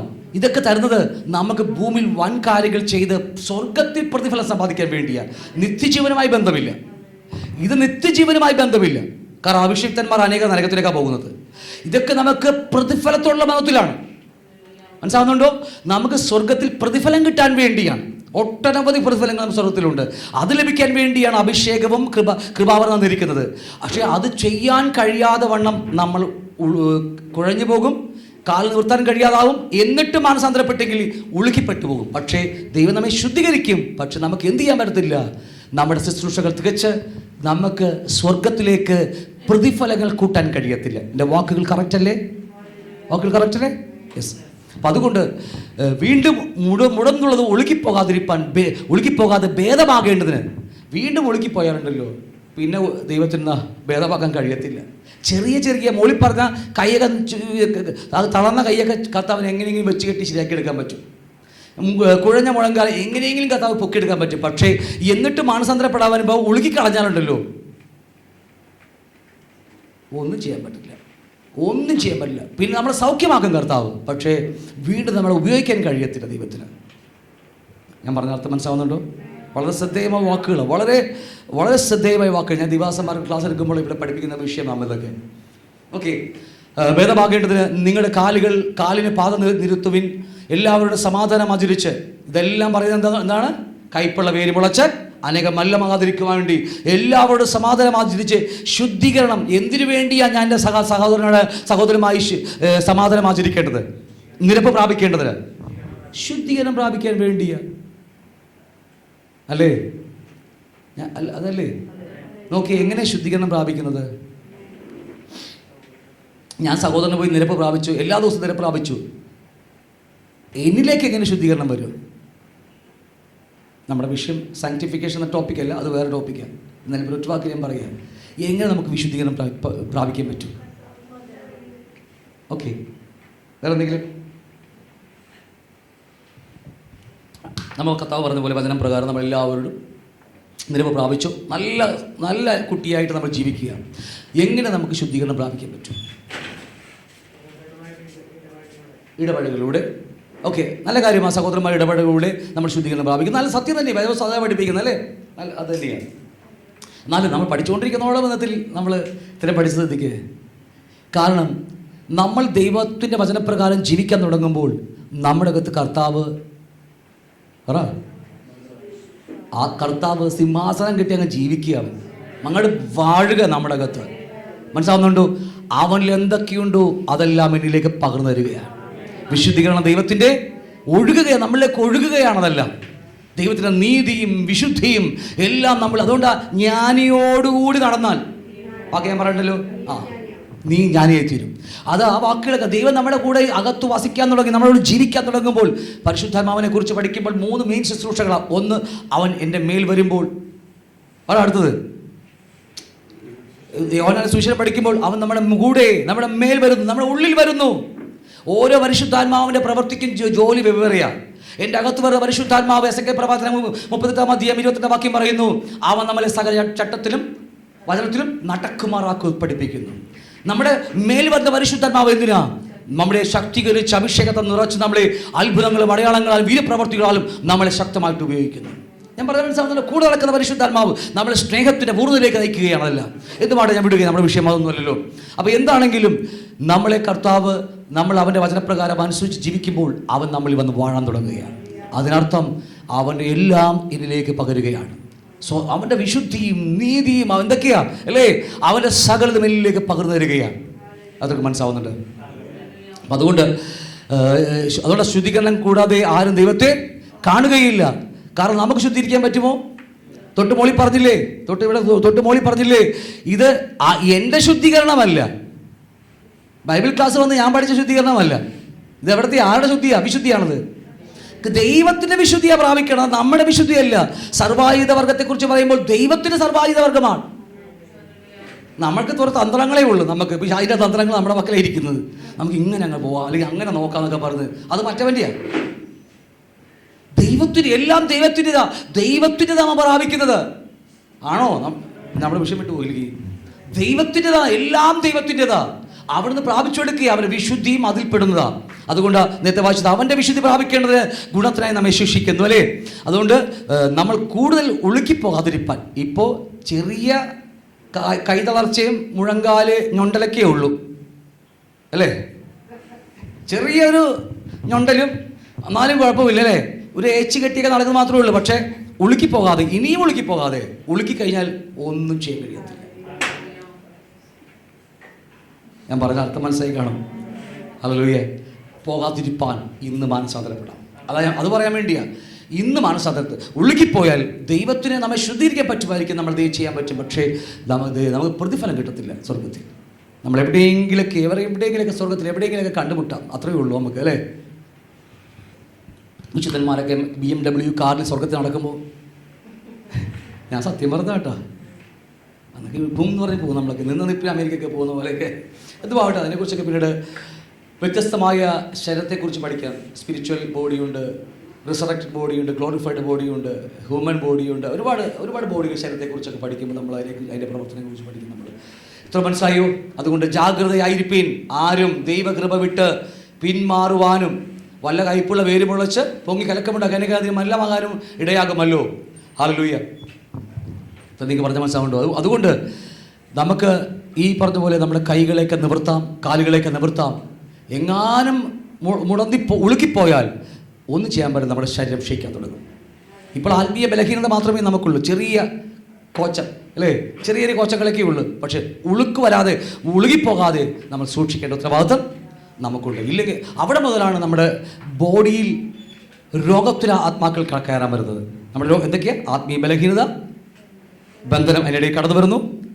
പിന്നെ ആ രോഗം ഇപ്പം ഇവിടെ മുതലാണ് രോഗമായി മാറുന്നത്. പിന്നെ ആ രോഗം ശാസിച്ചാൽ പോകുമോ? പറ നിങ്ങൾ. ഏതെങ്കിലും പ്രവാചനം വിളിച്ച് പ്രവചിച്ചാൽ പോകുമോ? ഏതെങ്കിലും അഭിഷക്തന്മാർ വിളിച്ച് കൈ തലയിൽ വെച്ചാൽ പോകുമോ? ദൈവം ഉളുക്കിയിട്ടിരിക്കുന്ന പിന്നെ ആര് സൗഖ്യമാക്കാൻ കഴിയും? നമുക്ക് ഒരുത്തരം സൗഖ്യമാക്കാൻ കഴിയത്തില്ല. അവൻ അനുകൂലമായാൽ ആർ പ്രതികൂലമായി നിൽക്കും? ആർ പ്രതികൂലമായാൽ ആർക്ക് അനുകൂലമായി നിൽക്കാൻ പറ്റും? ഏത് അഭിഷേകത്തിന് പറ്റും? ഞാൻ പറഞ്ഞ അർത്ഥം മനസ്സിലാവുന്നുണ്ടോ? അതുകൊണ്ട് നമുക്ക് മടങ്ങി വരാം. കർത്താവ് നിങ്ങളെ സഹായിക്കട്ടെ. സദൃശവാക്യം 4:24 മുതൽ 27 വരെ പഠിക്കുമ്പോൾ, നിന്റെ കാലുകളുടെ പാതയെ നിരപ്പാക്കുവീൻ, നിന്റെ വഴികളെല്ലാം സ്ഥിരമായിരിക്കട്ടെ. നമ്മുടെ വഴികളൊക്കെ നമ്മുടെ ഇടത്തോട്ട് വലത്തോട്ട് നോക്കാതെ കർത്താവിൻ്റെ ആ ദൈവരാജ്യം മാത്രം നോക്കി നമുക്ക് ജീവിക്കാം. എല്ലാ താഴ്വരയും, ലൂക്കോസ് പറയുക, എല്ലാ താഴ്വരകയും നികന്നു വരും, എല്ലാ മലയും കുന്നും താഴും, വളഞ്ഞത് ചൊവ്വായും ദുർഘടമായത് നിരന്ന വഴിയായി തീരും, സകല ജഡവും ദൈവത്തിന്റെ രക്ഷയെ കാണും എന്നിങ്ങനെ യെശയ്യാ പ്രവാചകന്റെ പുസ്തകത്തിൽ എഴുതിയിരിക്കുന്ന പോലെ തന്നെ. അതുകൊണ്ട് യെശയ്യാ 35:3 പറയുന്നു, തളർന്ന കൈകളെ ബലപ്പെടുത്തുവീൻ, കുഴഞ്ഞ മുഴങ്കാലുകളെ ഉറപ്പിക്കുവേ. അല്ലേ? ഇനി ഉളുകിപ്പോകാതിരിപ്പാൻ, വല്ല രോഗത്താൽ ബന്ധിക്കപ്പെട്ട് രോഗാത്മാക്കളാൽ അടിയപ്പെട്ട് ദൈവത്തിന് വേണ്ടി ഒന്നും ചെയ്യാതെ ഈ ആയുസ് നഷ്ടമാകാതിരിപ്പാൻ എന്ത് ചെയ്യണം നമ്മൾ? എല്ലാ നമ്മുടെ കാലുകളെ, കാലെന്ന് പറഞ്ഞാൽ നടപ്പിനെ കാണിക്കുന്നു. ബൈബിളിൽ ഒരു പ്രത്യേകമായ പദമാണ് കാലുകളെ കുറിച്ച് പറയുമ്പോൾ. അത് നമ്മുടെ നടപ്പ്, നമ്മുടെ ജീവിതത്തെക്കുറിച്ച് കാണിക്കുന്നു. മനസ്സിലായോ? ഞാൻ പറഞ്ഞ അർത്ഥം മനസ്സിലായോ? നടപ്പ്, ജീവിതത്തെ കാണിക്കുന്നു. ആ കാലുകളെ നിരപ്പാക്കുവിൻ, നിന്റെ വഴികളെല്ലാം സ്ഥിരമായിരിക്കട്ടെ. എങ്ങോട്ട് സ്ഥിരമായിരിക്കണം? അങ്ങോട്ട്, അല്ലേ? സ്വർഗത്തിലേക്ക് സ്ഥിരമായിരിക്കട്ടെ. നമുക്ക് ലക്ഷ്യമുണ്ടാകട്ടെ. നമ്മളെ വാക്കി പറഞ്ഞാൽ ദർശനമുണ്ടാകട്ടെ. ദർശനം പഠിച്ചതൊക്കെ മറന്നുപോയോ? പണ്ട് പഠിച്ച ദർശനം മോൻ പറഞ്ഞപ്പോഴാണ് വീണ്ടും ഓർത്ത്, അല്ലേ? മറന്നു പോകരുത്, വളരെ ഇമ്പോർട്ടൻ്റ് വിഷയമാണ്. ഇടക്കിടക്ക് വീണ്ടും പഠിക്കുന്നതല്ലായിരിക്കും. നിങ്ങൾക്ക് മനസ്സിലായി? ലൂക്കോസ് പറഞ്ഞ പോലെ എല്ലാ താഴ്വരകളും എന്തെല്ലാം നമ്മുടെ ജീവിതത്തിൽ സംഭവിച്ചാലും ഇനി ഉളുകിപ്പോകാതെ, ദൈവത്തിന് നമ്മളെ ഉളുക്കാൻ സമ്മതിക്കാതെ കേൾക്കുമ്പോൾ തന്നെ മനസ്സാന്തരപ്പെടുക. കർത്താവ് പറഞ്ഞ പോലെ എല്ലാ താഴ്വരയും നികന്നു വരും, ഏത് വളഞ്ഞ കൈയും 7 മുഴങ്കാലുകളും എല്ലാ മലയും എല്ലാം താന്ന് നിരപ്പാകും. വളഞ്ഞതും ചൊവ്വായി ദുർഘടമായതൊക്കെ നിരന്ന് നേരാക്കി തരും കർത്താവ്. കാരണം കർത്താവ് നമ്മെ ആവശ്യമുണ്ട്. അവന് വേണ്ടി നിൽക്കുവാൻ, അവൻ്റെ പകരക്കാരൻ നിൽക്കുവാൻ. എൻ്റെ വാക്ക് വളരെ ശ്രദ്ധിക്കണമേ. 33 വർഷക്കാലം എൻ്റെ പകരക്കാരനായി, നിങ്ങളുടെ പകരക്കാരനായി ഭൂമി ജീവിച്ചവനാ കർത്താവ്. ഇപ്പോൾ നാം അവൻ്റെ പകരക്കാരനായി ജീവിക്കുകയാണ്, പ്രതിഫലത്തോടുള്ള ബന്ധത്തിൽ. മനസ്സിലാവുന്നുണ്ടോ? അതുകൊണ്ട് നമ്മൾ ഒരുപാട്, ഞാൻ പറഞ്ഞത്, ഇപ്പോൾ വചനം കേൾക്കുമ്പോൾ തന്നെ സൗഖ്യമായി മുന്നോട്ട് പോയാൽ നമുക്ക് വൻ കാര്യങ്ങൾ കർത്താവിനോട് ചെയ്യാൻ കഴിയും. കർത്താവ് നമ്മളോട് ജീവിക്കാൻ തുടങ്ങും. ഇതൊക്കെ മനസ്സിലായി? അതുകൊണ്ട് ഇതൊരു വേറൊരു വിഷയമാണ് വിശുദ്ധീകരണം. വിശുദ്ധീകരണത്തിൽ കൂടിയാണ് ദൈവം നമ്മെ കടത്തിവിടുന്നത്. ദേഹിയുടെ രക്ഷ, നമ്മുടെ ആത്മാവിൻ്റെ രക്ഷയ്ക്ക് എന്താ പറയുന്നത്? മോള് റിട്രീറ്റിൽ പണ്ട് പഠിച്ചിട്ടുണ്ട്. നീതീകരണം. അത് ആത്മാവാണ്, ദൈവത്തിൻ്റെ നിന്ന് ഭാഗമാണ്, അത് മനുഷ്യനല്ല. മനുഷ്യൻ്റെ രക്ഷയ്ക്ക് വേണ്ടി എന്താ ചെയ്യുന്നത്? ദേഹിയുടെ രക്ഷയ്ക്ക് വേണ്ടി എന്താ ചെയ്യുന്നത്? വിശുദ്ധീകരണം. അതുകൊണ്ട് 1 പത്രോസ് 1:9 പറയുന്നു, വിശ്വാസത്തിൻ്റെ അന്തമായ ദേഹിരക്ഷ. ഒരായുസ് കൊണ്ട് നമ്മൾ നേടുന്ന രക്ഷയാണത്. ഇംഗ്ലീഷ് ട്രാൻസ്ലേഷൻ മിസ്റ്റേക്ക് ഉണ്ടാവും അല്ലേ. അപ്പോൾ ഹീലിംഗ് ത്രൂ സാങ്ക്ടിഫിക്കേഷൻ. ഒരു വിശ്വാസിക്ക് രോഗം വന്നാൽ, ശ്രദ്ധിക്കണമേ, ഞാനിത് പറഞ്ഞ് വിടാൻ പോവുകയാണ്. ഒരു വിശ്വാസിക്ക് ആത്മീയ ബലഹീനത വന്നാൽ, ഒരു വിശ്വാസിക്ക് രോഗം വന്നാൽ, അല്ലേ, നിങ്ങൾ ഏതെങ്കിലും അഭിഷിക്തന്മാരുടെ അടുക്കൽ പോയാൽ നിങ്ങൾ ലജ്ജിച്ചു പോകത്തേയുള്ളൂ. എൻ്റെ വാക്ക് ശ്രദ്ധിക്കണം നിങ്ങൾ. ഒരു വിശ്വാസി, വാക്ക് ശ്രദ്ധിക്കണം നിങ്ങൾ, ജാതീയ മക്കളെ കുറിച്ചല്ല. അവിടെ പോയി എന്തും ചെയ്തോ കുഴപ്പമില്ല. നിങ്ങൾ ഏത് പിശാച് പിടിച്ചതോ ഏത് രോഗത്തുള്ള അവനെ കൈവച്ച് പ്രാർത്ഥിച്ചു, കർത്താവ് നീ സൗഖ്യമാക്കാൻ പ്രാർത്ഥിച്ചു, അത് എന്തും ചെയ്തു. നിങ്ങൾ പോയിട്ട് എത്ര വലിയ രോഗമാണെങ്കിലും വിശ്വാസം കൈവച്ചോ, കർത്താവ് സൗഖ്യമാക്കിയിരിക്കും. എനിക്ക് ദൈവത്തിന് ഇഷ്ടത്തിൽ ദൈവം ചെയ്തിരിക്കും. പക്ഷേ ഒരു വിശ്വാസി, അവൻ കൈകൾ മുടന്തിപ്പോയാൽ, അല്ലെങ്കിൽ ഉളുകിപ്പോയാൽ, അല്ലെങ്കിൽ കാലുകൾ ഉളുകിപ്പോയാൽ, അവൻ രോഗിയായി തീർന്നാൽ, നമ്മൾ ഏതെങ്കിലും ദൈവദാസന്മാരുടെ അടുക്കൽ പോയിട്ട് അവർ അഭിഷേക നിമിത്തം കരങ്ങൾ വെച്ച് പ്രാർത്ഥിക്കാൻ പോയാൽ നാം ദൈവത്തോട് മത്സരിക്കുക. കാരണം ഇവിടെ രക്ഷ വിശുദ്ധീകരണത്തിൽ കൂടെ മാത്രമേ ഉള്ളൂ. അതാണ് ഹീലിംഗ് ത്രൂ സാങ്ക്ടിഫിക്കേഷൻ. ഒരു വലിയൊരു ക്ലാസ്സാണ്, വേറൊരു ക്ലാസ്സാണ് നമുക്ക് എടുക്കുന്നത്. നമ്മുടെ ദേഹിയുടെ വിശുദ്ധീകരണം. എങ്ങനെയാണ് നമ്മൾ ദൈവത്തിൻ്റെ മക്കളാണ്, വീണ്ടും ജനിക്കപ്പെട്ടവരാ, ദൈവത്തിൻ്റെ മക്കളാണ്. നമ്മൾ എന്തുകൊണ്ട് ഇതിങ്ങനെ ആയിത്തീർന്നു? ചോദ്യമില്ലേ? ഞാൻ എന്ത് രക്ഷിക്കപ്പെട്ട് സ്നാനപ്പെട്ട് ദൈവകൃപയിലായിരിക്കുന്നു, സഭയിൽ അംഗമായിരിക്കുന്നു, കൃപാപരമുണ്ട്, ഭൂതങ്ങളൊക്കെ ചെയ്തുണ്ട്. വീണ്ടും ഞാൻ ഇതുപോലെ ആത്മീയ ബലഹീനാകുന്നത് കാരണം എന്താ? രോഗിയാകുന്നതിന് കാരണം എന്താ? പറ. നമുക്ക് എല്ലാവർക്കും സംഭവിക്കാം ഇതൊക്കെ. കാരണം നമ്മളൊക്കെ പാപത്തിലുരുവായ ആൾക്കാരാ. ദേഹി മലിനമുണ്ട്. ഞാനും മോശക്കാരൊന്നുമല്ല. എന്തുകൊണ്ട് സംഭവിക്കുന്നു? അത് പിശാചല്ലത്. പിശാചിനെ ദൈവം അനുവദിക്കുന്നതാ. വരുന്ന ക്ലാസ്സിൽ, അടുത്ത മാസ്റ്റർ ക്ലാസ്സിൽ നമ്മളത് പഠിക്കും. ദൈവം തന്നെ പിശാചിനെ നമ്മുടെ അടുക്കിലേക്ക് വിടുകയാണ്. ചേകവരെ ഏൽപ്പിക്കും, ചേകവർ ബന്ധിച്ച് അവസാനം ചില്ലിക്കാശ് കൊടുത്തു തീരുള്ളൂ, നിങ്ങൾ അവിടെ നിന്ന് പോരത്തില്ലെന്ന്. വായിച്ചിട്ടുണ്ടോ? 6-ാം അധ്യായം വായിച്ചിട്ടുണ്ടോ? വല്ലാത്തൊരു വാക്കതൊക്കെ. ദൈവരാജ്യത്തിൻ്റെ 7, 3, 5, 6, 7, 3 അധ്യായങ്ങൾ ആത്മീയ രഹസ്യങ്ങൾ മാത്രമുള്ള വചനമാണതൊക്കെ. അവിടെ പറയുന്നൊരു മർമ്മമാണത്. ഇതൊക്കെ മനസ്സിലാവുന്നു ഞാൻ പറഞ്ഞു വന്നത്. അപ്പോൾ അതുകൊണ്ട് നമുക്ക് നമ്മുടെ ക്രിസ്ത്യ ജീവിതത്തിൽ നമുക്ക് ഇതുപോലെ എന്തെങ്കിലും ഉളുക്ക് വന്നു പോയാൽ, ബലഹീനത വന്നു പോയാൽ, ഏകമാർഗം വചനം കേട്ട് സൗഖ്യമായി മാനസാന്തരപ്പെട്ട് നെടുമ്പാടുമുള്ള ദൈവത്തിൽ കരഞ്ഞിട്ട് നിലവിളിക്കുമ്പോൾ അവൻ നമ്മെ സൗഖ്യമാക്കും. അല്ലാതെ ഒരാൾക്കും നമ്മെ സൗഖ്യമാക്കാൻ കഴിയത്തില്ല. നിങ്ങൾ ഏതെങ്കിലും പൊട്ടോപദേശം കേട്ട് നിൽക്കുന്നുണ്ടെങ്കിൽ തെറ്റ്. കാരണം ദൈവമക്കളാണ് നമ്മൾ. ജാതീയ മക്കളാണെങ്കിൽ ഇല്ല, കുഴപ്പമില്ല. പക്ഷെ നമ്മൾ ദൈവത്തിൻ്റെ മക്കളാണ്. അറിഞ്ഞിട്ടും നമുക്കിത് വന്നു എങ്കിൽ നമ്മുടെ ജീവിതത്തിൽ എവിടെയോ കുഴപ്പമുണ്ട്. കർത്തൃമേശയുടെ മുമ്പിലോ, അല്ലേ, എവിടെ നാം പഠിച്ചുകൊണ്ടിരിക്കുന്ന ക്രിസ്തുവായുള്ള 1-ാമത്തെ കൽപ്പന ലംഘനത്തിലോ, അല്ലെ 2-ാമത്തെ കൽപ്പന ലംഘനം എന്തുമാകട്ടെ, എവിടെയെങ്കിലും ലംഘന നിമിത്തമാണെങ്കിൽ അതിനെന്തുണ്ട്? നിങ്ങളുടെ മക്കൾ വീട്ടിൽ പുറത്ത് പോയിട്ട് എന്തെങ്കിലും തെറ്റ് ചെയ്ത് വീട്ടിൽ വരുമ്പോൾ, ആ കൊള്ളയുടെ സൂപ്പർ, നീ ആണോ മോനെന്ന് പറഞ്ഞ് ഇരുത്തു. മേലിൽ ആവർത്തിച്ച് പോകരുത്, ഇല്ലേ? അല്ലേ? അറ്റ്ലീസ്റ്റ് ചെവിക്കെങ്കിലും നമ്മൾ പിടിക്കുക, അല്ലേ? എന്തുകൊണ്ടാ? ആ വേദന അവനകത്ത് കുത്തണം. അങ്ങനെയല്ലേ അല്ലേ? നിങ്ങൾ അങ്ങനെയല്ലേ? അത് തന്നെയാണ് കർത്താവ് നമ്മോട് ചെയ്യുന്നത്. നിങ്ങൾ മക്കളെങ്കിൽ ബാലശിക്ഷ തരും, ഇല്ലെങ്കിൽ കൗളിടയന്മാരാ. എത്രയോ വിശ്വാസ സമൂഹത്തിൽ, എത്രയോ സഭക്കകത്ത് കൗളിടയന്മാരെന്നറിയാമോ? അവർ നോക്കുമ്പോൾ അടിപൊളിയാ, എല്ലാം അടിച്ചു പൊളി. സാമൃദ്ധി, തിന്നുക, കുടിക്കുക, ആനന്ദിക്കുക. മറ്റേ പുള്ളി പറഞ്ഞതുപോലെ സാമൃദ്ധി. അവരെ നോക്കുമ്പോൾ ഇതാണ് ക്രിസ്ത്യ ജീവിതം എന്ന്. പക്ഷേ ഒരു സത്യം അറിയത്തില്ല, ഇത് മുഴുവൻ കളങ്കമാണ്. എന്നെ കർത്താവ് നീ ശുദ്ധീകരിക്കാതെ ഞാൻ എങ്ങനെ ശുദ്ധിയാകാനാ? ഞാൻ വാക്യങ്ങളിലേക്ക് ഞാൻ കടന്നു വരാം. ഇപ്പം എത്രക്ക് മനസ്സിലാവുന്നുണ്ട്? അപ്പം അതുകൊണ്ട് ദൈവകുഞ്ഞുങ്ങൾക്ക് ഇതുപോലത്തെ അനുഭവങ്ങൾ വന്നാൽ നിങ്ങൾ ഒരിക്കലും പ്രവാചകൻ എടുക്കുക തെറ്റൊന്നും ഞാൻ പറയത്തില്ല. പക്ഷെ നിങ്ങൾക്ക് സത്യമാണ് അന്വേഷിക്കുന്നെങ്കിൽ നിങ്ങൾക്ക് ദൈവം വെളിപ്പെടുത്തരും. അത് മാനസാന്തരപ്പെടുക, ഏറ്റുപറയുക, ഉപേക്ഷിക്കുക, അവൻ്റെ രക്തത്തിൽ കഴിവ് പ്രാപിക്കുക. നമ്മൾ ചെയ്യേണ്ടത് മറ്റേ പുള്ളിക്കാരൻ പറഞ്ഞ പോലെ 4 ഇരട്ടി മറ്റേ പുള്ളിക്കാരൻ പറഞ്ഞില്ലേ, ഞാൻ കൊടുത്തേക്കാം. സക്കായി പറഞ്ഞ പോലെ 4 ഇരട്ടി ഞാൻ കൊടുത്തേക്കാം. അതൊക്കെ മാനസാന്തരത്തിൻ്റെ ഫലങ്ങളാണ്, അല്ലേ? മാനസാന്തരം ഉണ്ടെങ്കിൽ അതിന് ഫലമുണ്ട്. ആരാ പറഞ്ഞ ഇപ്പോൾ ഈ വാക്യം?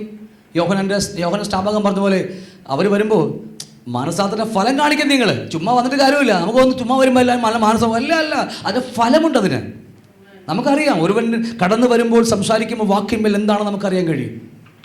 മാനസാന്തരത്തിന് ഫലമുണ്ടോ, അത് യഥാർത്ഥ മാനസാന്തരം ഒക്കെ ക്ലിയറായിട്ട് നമുക്കറിയാൻ കഴിയും. കർത്താവ് നമ്മെ പഠിപ്പിക്കുന്നതൊക്കെ. സന്തോഷമാണോ? മറന്നു പോകരുത്. അതുകൊണ്ട് കർത്തൃമേശ വളരെ ഇമ്പോർട്ടൻ്റ് വിഷയമാണ്. വെറുതെ ലാഘവത്തോടെ എടുക്കേണ്ട വിഷയമല്ല കർത്തൃമേശ. വെറുതെ ലാഘവത്തോടെ അവിടെ നിന്ന് നോക്കി ഇവിടെ നിന്ന് നോക്കി എന്തെങ്കിലും വിളിച്ചു പറഞ്ഞിട്ട് രണ്ട് മണ്ണെടുത്ത് മുറുക്കി കഴിച്ചോ എന്നൊക്കെ പറഞ്ഞ് കൊടുക്കുന്ന പരിപാടിയല്ല. ഞാൻ പറഞ്ഞ അർത്ഥം മനസ്സിലാവുന്നുണ്ടോ? അതിൻ്റെ മുമ്പ് വിറയലോടെ തന്നെ എടുക്കേണ്ടി വരും. അതൊക്കെ വിറയലോടെ. കർത്താവ് ആരോടെങ്കിലും എന്തെങ്കിലും ഞാൻ അറിയാതെ ചെയ്തു പോയിട്ടുണ്ടെങ്കിൽ എന്നെ ശിക്ഷാവധിയിൽ അകപ്പെടാതിരിപ്പാൻ കർത്താവ് എന്നെ വെളിപ്പെടുത്തിത്താ. ലാഘവത്തോടെ ആകരുത്. ഓക്കെ, വിടുകയാണ്. അതിനെക്കുറിച്ച് പിന്നീട് ക്ലാസ് നമ്മൾ എടുത്തോളാം. എന്നിട്ട് മാനസാന്തരപ്പെടുന്നില്ലെങ്കിലാണ് ജാതികളെ പോലെ ശിക്ഷാവധി വരുന്നത് നമുക്ക്, അല്ലേ? ജാതികളെ പോലെ. 1 Corinthians 6:8-9 വരെ പഠിക്കുമ്പോൾ, അത് മാത്രമല്ല പല ലേഖനങ്ങളിലും ഗലാത്യ ലേഖനത്തെ പഠിക്കുമ്പോൾ ദൈവരാജ്യം അവകാശമാക്കുന്നില്ല എന്ന വാക്യം കാണാം. വെളിപ്പാട് പുസ്തകം 21:7 8 മുതൽ പഠിക്കുമ്പോൾ അവിടെയും കാണും അവർ ദൈവരാജ്യം അവകാശമാക്കത്തില്ല എന്ന വാക്കുകളൊക്കെ. സഹോദരൻ സഹോദരനോട് വ്യവഹരിക്കുന്നു, അല്ലേ? അതും അവിശ്വാസികളുടെ മുമ്പിൽ. പ്രശ്നം വേറെതാണേ. പ്രശ്നം ഈ സ്വത്ത് കേസ്, പല ഈ സ്വത്ത് കേസൊക്കെ പ്രശ്നങ്ങളൊക്കെ അവ ജാതികളുടെ മുമ്പിൽ പോയി കടിച്ചു കയറുകയാണ്, അല്ലേ? സഹോദരന്മാർ തമ്മിൽ സഭയുടെ വിശ്വാസികൾ തമ്മിൽ കടിച്ചു കയറുകയാണ്. നമ്മൾ അങ്ങനെയാണോ? നമ്മൾ അങ്ങനെയല്ല. അങ്ങനെയൊന്നുമില്ല. വാട്സപ്പിലൂടെ പരിപാടി, അല്ലെ? ഫേസ്ബുക്കും വാട്സപ്പും, അല്ലേ? പിന്നെന്താ ഇൻസ്റ്റാഗ്രാമും, അല്ലേ? നമ്മൾ അതിലൂടെയൊക്കെ ഇത് യൂട്യൂബ് നോക്കുക, അവിടെ ഫേസ്ബുക്ക് നോക്കുക. അങ്ങോട്ടും ഇങ്ങോട്ടും ദൈവദാസന്മാർ വലിച്ചു കയറുക. നിങ്ങൾ അറിയുന്നില്ലെങ്കിൽ നിങ്ങൾ ഭാഗ്യവാന്മാരാണ്. ഞങ്ങൾ ഈ ഇടക്കിടക്ക് കുർത്തക്കിടക്കുള്ളതുകൊണ്ട് ഫേസ്ബുക്കൊക്കെ നോക്കിടക്കെ. ഓക്കെ, സഹോദരനോട് വ്യവഹരിക്കുന്നു, അതും അവിശ്വാസികളുടെ മുമ്പിൽ തന്നെ. നിങ്ങൾക്ക് തമ്മിൽ വ്യവഹാരമുണ്ടായത് തന്നെ കേവലം പോരായ്മയാണ്, അല്ലേ? കർത്താവ് പറഞ്ഞു, ഉടുപ്പ് ചോദിച്ചാൽ ബനിയനും കൂടി ഒരു കൊടുത്തേക്കാൻ പറഞ്ഞു. എൻ്റെ ഭാഷയെ പുറത്ത് മാത്രം പേടിക്കുന്നത് വേണ്ട, അല്ലേ? പൈസ കൊടുത്താൽ പിന്നെ എല്ലാ ദിവസവും കാണുമ്പോൾ ഇങ്ങനെ ഇപ്പം കിട്ടുമായിരിക്കും എന്നുള്ള പ്രതീക്ഷയോട് പോയാൽ നടക്കത്തില്ലത്. അങ്ങനെയല്ല. കൊടുത്താൽ അത് പോക്കാണെന്ന് പറഞ്ഞ് കൊടുക്കണം. എന്നും മിണ്ടുന്നില്ലല്ലോ നിങ്ങൾ. ഓക്കെ, എന്തുമാകട്ടെ, ഇതുപോലെ ചില ഇടപാടുകൾ നമ്മുടെ ജോസഫ് പാസ്റ്റർ ചില ഇടപാടുകൾ നടക്കുമ്പോൾ അത് തിരിച്ചു കിട്ടാതെ വരുമ്പോൾ നമ്മൾ അവിശ്വാസികളുടെ മുമ്പിൽ കേസിനൊക്കെ പോകും. ജാതികളുടെ മുമ്പിൽ കോടതി കേസ് നോക്കിയാൽ ഇഷ്ടം പോലെ കോടതി കേസ് വിശ്വാസികളുടെ ഇടയിലുണ്ട്. വിശ്വാസികളുടെ കേസ് കോടതിയിൽ ഇഷ്ടം പോലെയുണ്ട്. കാരണം എന്താ അറിയാമോ? കേവലം പോരായ്മ തന്നെയാണ്. ദൈവം നമ്മളെ വിളിച്ചത് പലതും. ഞാനൊരു വാക്യം പറഞ്ഞു, ഒറ്റ വാക്യം മാത്രം പറഞ്ഞു വിടുകയാണ്. നമുക്ക് അവകാശത്തിന് വേണ്ടി പോരാടുവാൻ നമുക്ക് അനുവാദമില്ല. ഈ ഒറ്റ വാക്യത്തിൽ പറഞ്ഞു വിടുകയാണ്. അവകാശത്തിന് വേണ്ടി പോരാടുവാൻ ക്രിസ്തീയ മക്കൾക്ക് അവകാശമില്ല. ജാതികൾക്കുണ്ട്. എൻ്റെ അപ്പൻ്റെ സ്വത്ത് ഞാൻ അവകാശിയാ, നിരത്തി വെച്ച്, അല്ലേ? റേഷൻ കാർഡൊക്കെ നിരത്തി വെച്ച് നമുക്ക് മേടിക്കാം. നമുക്കല്ല, ജാതികൾക്ക്, അല്ലേ? പക്ഷേ ദൈവകുഞ്ഞുങ്ങൾക്ക് അവകാശത്തിന് വേണ്ടി പോരാടുവാൻ അനുവാദമില്ല. ഞങ്ങൾക്ക് തമിഴ്നാട് മറ്റ് ഇടുക്കി ഒരുപാട് മേഖല എനിക്കറിയാം. കോട്ടയത്ത് പോലും ഉണ്ട്, എനിക്കറിയാം. ക്രിസ്ത്യൻ എന്തോ ഫെലോഷിപ്പ് എന്നൊക്കെ പറഞ്ഞാൽ ക്രിസ്ത്യൻ ഫെലോഷിപ്പൊക്കെ ഉണ്ട്. റോഡ് തടഞ്ഞ് വണ്ടിയൊക്കെ തടഞ്ഞ് വെച്ച് ജയ് വിളിക്കുന്ന ആൾക്കാർ ഇഷ്ടം പോലെ കേസുകളുണ്ട്. നമുക്ക് പറയുമ്പോൾ ഒരുപാട് പറയേണ്ടി വരും. ഞാൻ വിടുകയാണ്. ഡൽഹി സുപ്രീം കോടതി വരെ കേസുകൾ ഇഷ്ടം പോലെ ഉണ്ട്. നമുക്ക് അതും എനിക്കറിയാവുന്നതുകൊണ്ട് കേസ് ഞാൻ പറയുന്നത്. ഞാൻ പറഞ്ഞത് അവകാശത്തിന് വേണ്ടി പോരാടുവാൻ നമുക്ക് അനുവാദമില്ല. ഒറ്റ വാക്യം അത്രയേ ഉള്ളൂ. ക്ഷീണിച്ചോ നിങ്ങൾ? ഒരു വട്ടം കൂടി. നമുക്ക് അവകാശത്തിന് വേണ്ടി പോരാടുവാൻ നമുക്ക് ഒരു അനുമതിയില്ല. കാരണം ഇതിനെപ്പോലും വിലയില്ലാതെ കാണുകയാണ് നമ്മൾ. അങ്ങനെയല്ലേ? അതാണ് ക്രിസ്ത്യ ജീവിതം. നമ്മുടെ സ്വത്തുക്കൾ, നമ്മുടെ അപ്പൻ്റെ സ്വത്തുക്കൾ നമുക്ക് തരില്ല. ചേട്ടനിയന്മാരിൽ നമ്മുടെ അനിയന്മാർക്ക് സഹോദരന്മാർ തരില്ലായിരിക്കാം. അവിടെ പോയി കേസ് കൊടുക്കാൻ നമുക്ക് അനുവാദമുണ്ടോ? ഇല്ല. നമ്മുടെ അവകാശത്തെ അവർ കളയുക. നമ്മൾ ഈ ലോകത്തിൽ നമ്മുടെ അവകാശം, ഏറ്റവും വലിയ അവകാശം എനിക്ക് എന്നെ തന്നെയാണ് അവകാശം, അല്ലേ? എൻ്റെ സോൾ, എൻ്റെ തന്നെ, ഞാൻ തന്നെയാണ് എൻ്റെ അവകാശം. അതുപോലും കർത്താവ് പറയാ ത്യജിച്ചിട്ട് വന്നാൽ മതി എന്ന് പറഞ്ഞിരിക്കുന്നു. പിന്നെ എന്തോന്ന് പറയാം, എന്തോന്ന് ചോദിക്കണം നമുക്ക്? ലൂക്കോസ് 9:23-27 വാക്യം വായിക്കുമ്പോൾ അവിടെ കാണാൻ കഴിയുന്നില്ലേ? നിങ്ങൾ എന്നെ അനുഗമിക്കാൻ ഇച്ഛിച്ചാൽ തന്നെത്താൻ എന്നെപ്പോലും എനിക്ക് വിലയില്ലാതെ പിന്നെ ഏതിനു വേണ്ടി ഞാൻ അത് പോരാടേണ്ടത്? ഒരിക്കലുമില്ല. നമുക്ക് ഒരു ക്രിസ്ത്യത ഒന്നുമില്ല. പക്ഷേ നിങ്ങൾ അറിയണം, നമ്മൾ ചിലതൊക്കെ വിടാൻ തുടങ്ങുമ്പോൾ വൻ കാര്യങ്ങൾ നമ്മുടെ പുറകെ വന്നുകൊണ്ടിരിക്കും. അബ്രഹാമിന്റെ ചരിത്രമൊക്കെ പഠിച്ചാൽ അത് തന്നെ നമുക്ക് വിടാൻ വിട്ടു പോകുകയാണ്. അതുകൊണ്ട് വ്യവഹാരം ഉണ്ടാകുന്നതിന് കേവലം പോരായ്മയാണ്. കാരണം നമ്മൾ ക്രിസ്ത്യ ജീവിതത്തിൽ വരുമ്പോൾ ആദ്യം പുതുവിശ്വാസികൾ പഠിപ്പിക്കേണ്ടത് ഇതൊക്കെ. നമ്മൾ വിചാരിക്കേ ഇതൊക്കെ പഠിപ്പിച്ചാൽ അവർക്ക് ദഹിക്കും ബ്രദറെ. ആദ്യം പാല് കൊടുക്കുക അവർക്ക്. ഏതൊക്കെയാ? ദൈവം നിന്നെ ഉന്നതനാക്കും, ദൈവം നിന്നെ വലിയനാക്കും. കുട്ടികൾ വരുമ്പോൾ യേശപ്പനോട് ചോദിക്കുക, യേശപ്പൻ നിനക്ക് പേന തരും. എന്നിട്ട് നമ്മൾ രാത്രി കൊണ്ട് നമ്മൾ പേന കൊണ്ടേ കൊടുക്കുക അവന്. അത് എന്നിട്ട് പറയും യേശപ്പൻ നന്നാന്ന് പറയും. കിട്ടാതെ വരുമ്പോൾ എന്താ അവനെ യേശപ്പനെ അപ്പം തള്ളി പറഞ്ഞ് അവൻ്റെ വഴിക്ക് പോകും. ഒരു 10-20 വയസ്സൊക്കെ ആകുമ്പോൾ, അല്ല 22 വയസ്സൊക്കെ ആകുമ്പോൾ മീശയൊക്കെ ഒന്ന് മുളച്ച് കഴിയുമ്പോൾ, ഞാൻ പറഞ്ഞ അർത്ഥം മനസ്സിലാവുന്നുണ്ടോ? ഓക്കെ, ഞാൻ വിട്ടുപോകുക, പറയാൻ പോയി ഒരുപാട് കൂടി പറഞ്ഞു പോകും. അപ്പം അതുകൊണ്ട് നമ്മുടെ പുതിയൊരു വിശ്വാസിയെ പഠിപ്പിക്കണം. നമ്മൾ ഇത് തന്നെ പഠിപ്പിക്കേണ്ടത്. കട്ടിയായ ആഹാരം തന്നെ പഠിപ്പിക്കണം. അല്ലാതെ നമുക്കതൊന്ന് കട്ടിയാണെന്ന്. ദൈവത്തിൻ്റെ പാൽ തന്നെയാണ്. നമ്മുടെ കുഞ്ഞുങ്ങൾക്ക് പാൽ കൊടുക്കുന്ന പോലെ അവൻ നമുക്ക് പാലായിരുന്നു. നമുക്ക് തോന്നുന്നു ഇങ്ങനെ പറഞ്ഞാൽ അവർ ഒന്നും വിട്ടേച്ച് പോകത്തില്ല. അവർ സത്യം കേട്ട് നിത്യത കേട്ട് നമുക്ക് വരാൻ പോകുന്ന ലഭിക്കാൻ പോകുന്ന നന്മകൾ കേട്ട് പഠിക്കട്ടെ. അവർ ഈ കാര്യമല്ല നമ്മൾ കേൾക്കേണ്ടത്. ദൈവം നമ്മളെ വിളിച്ചിരിക്കുന്ന പുത്രത്വം തരാൻ വേണ്ടിയാ. ദൈവം നമ്മൾ വിളിച്ചത് സ്വർഗത്തിന് വേണ്ടിയാ. ഇന്നവൻ നമ്മെ ശുദ്ധീകരിക്കുന്നു, നിർമ്മലീകരിക്കുന്നു, നമ്മെ എന്താ പറയുക അല്ലേ, നമ്മുടെ പോരായ്മ മാറ്റി ശുദ്ധീകരിക്കുന്നു. അതൊക്കെ കേട്ട് പഠിക്കണമെന്നേ. നമ്മളീ പേടിച്ചത് കൊണ്ട് അവർ വിട്ടുപോയാൽ പിന്നെ ദശാംശം കിട്ടത്തില്ലല്ലോ ബ്രദറെ. നമ്മുടെ കുരുത്തക്കേട് നമ്മുടെ അകത്താ. അവൻ പോയാൽ നമുക്ക് പിന്നെ കുറേ ഇല്ലേ, നമ്മുടെ ഓഫറിംഗ് ബോക്സ് കുറയുമല്ലോ. നമ്മുടെ പ്രശ്നം അതാണ് നമ്മുടെ പ്രശ്നം. പാസ്റ്റർമാരെ ഞങ്ങളുടെ പ്രശ്നം ഓഫറിംഗ് ബോക്സ് പറയും. അവൻ പോയില്ലെങ്കിലോ അവനെ സൂചിപ്പിച്ച് വിട്ടാൽ ഇടക്കിടക്ക് വന്ന് വീണുകൊണ്ടിരിക്കും. ഇടയ്ക്ക് അവൻ്റെ മുഖത്ത് നോക്കി, ദൈവം ഇന്ന് നിനക്ക് നല്ലത് ചെയ്യാൻ പോകുന്നു. ഓക്കെ, അവന് 10 അന്ന് ഉദ്ദേശിച്ചാൽ 100 കൂടി ഇട്ട് തരും. ഒന്നും മിണ്ടുമില്ല. ഓക്കെ, എന്തെങ്കിലും ഉണ്ട്. നമ്മൾ കട്ടിയായ ആഹാരം തന്നെ കഴിച്ച് പഠിക്കണം. നിങ്ങളുടെ കൊച്ചുകൾക്ക് ആദ്യത്തെ ഒരു വർഷമൊക്കെ നിങ്ങൾ എന്താ സിർലാക്ക് ഞഞ്ഞൊക്കെ കൊടുക്കും നമ്മളല്ലേ. 6 വയസ്സായിട്ട് 7 വയസ്സായിട്ട് ഞഞ്ഞ തന്നെ കൊടുക്കും നിങ്ങൾ. അല്ല, കട്ടിയാഹാരം കൊടുത്ത് പഠിപ്പിക്കാന്. പിന്നെ ഇടയ്ക്ക് ലൂസ് മോഷനൊക്കെ വരും, അതൊക്കെ ശരിയാണ്. എന്നാലും നമ്മൾ കട്ടൻ ചായയും നാരങ്ങ പിടിച്ചു കൊടുക്കും. അടക്കടാന്ന് പറയും. ചിലപ്പോൾ ഭയങ്കര അടഞ്ഞു പോകും. എന്തും ആകട്ടെ, ഞാൻ പറഞ്ഞതൊക്കെ ഇതൊക്കെ വളരാൻ വേണ്ടിയാ. വളരേണ്ട സഹോദരങ്ങളെ. അത് തന്നെ നമ്മളാണ് ഈ സൂത്രപ്പണിയൊക്കെ ഉണ്ടാക്കി വെച്ചിരിക്കുന്നത്. ഇങ്ങനെ പോയാൽ അങ്ങനെ അടക്കത്തുള്ളൂ. ഒന്നുമില്ല. ദൈവം അവനെ വീണ്ടും ജനിപ്പിച്ചത് സ്വർഗത്തിലെ ജനിപ്പിച്ചിരിക്കുന്നത്, ദൈവരാജ്യത്തിലെ ജനിപ്പിച്ചിരിക്കുന്നത്. നമ്മൾ പിന്നെ ലോകത്തിന് നന്മ കൊടുത്താൽ വല്ല വളരും. അവൻ നമ്മളെ ജനിപ്പിച്ചത് പോലും ദൈവരാജ്യത്തിനകത്താ അല്ലേ. നമ്മൾ പിന്നെ അവന് കൊടുക്കുന്ന മുഴുവൻ ഇവിടുത്തെ അനുഗ്രഹം, ഇവിടുത്തെ കാര്യം പറഞ്ഞു കൊടുക്കുന്നത്. നമ്മളെ ജനിപ്പിച്ചത് എവിടെയാ? ദൈവരാജ്യത്തിനകത്ത്. നമ്മൾ കൊടുക്കുന്നതോ ദൈവത്തിന് എനിക്ക് ഇവിടുത്തെ ഈ ലോക കാര്യമാണ്. ഇത് ഒരു മാച്ചുമില്ല. 2 പഞ്ചിയിൽ കാലുകെട്ടി പഠിപ്പിക്കുക നമ്മളിപ്പോഴേ. നമ്മളോ അത് ഒറിജിനൽ ആൾക്കാർ തന്നെയാണ്. നമ്മൾ അവിടെ ഇവിടെ നിൽക്കുന്നത് അതല്ലെന്നേ. ജനിപ്പിച്ച മതം തന്നെ പഠിപ്പിച്ച് കൊടുക്കുക. അവിടുത്തെ ഫുഡ് കൊടുക്കുക. ഇത് മകനെ വിട്ടുപോകുന്നു. എന്നിട്ട് പറയാ, നിങ്ങൾക്ക് വ്യവഹാരം ഉണ്ടാകുന്നതിന് കേവലം പോരായ്മയാകുന്നു. അതിന് പകരം നിങ്ങൾ അന്യായം സഹിച്ചുകൊള്ളാതെ എന്ത് അല്ലേ, അന്യായം സഹിച്ചുകൊള്ളാത്തത് എന്ത് കഷ്ടങ്ങളുണ്ട് നമുക്ക്. പൗലോസ് പറഞ്ഞില്ലേ, കള്ള സഹോദരന്മാരിൽ നിന്നുള്ള. എൻ്റെ ദൈവമേ, ഒരുപാട് ആപത്തുണ്ട്. ഞാൻ പട്ടിണി കിടന്നു ഒരു സൈഡിൽ പറയുന്നത്, ഒരു സൈഡിൽ പറയുന്നത് ഞാൻ വീണ്ടും പട്ടിണി കിടന്ന കാര്യം പറയുന്നുണ്ട്. അതെന്താ? ഫാസ്റ്റിങ്ങിനെ കുറിച്ചാണ്. പുള്ളി ഓൾറെഡി പട്ടിണിയാണ്, വീണ്ടും ഫാസ്റ്റിങ്ങും കൂടിയാണ്.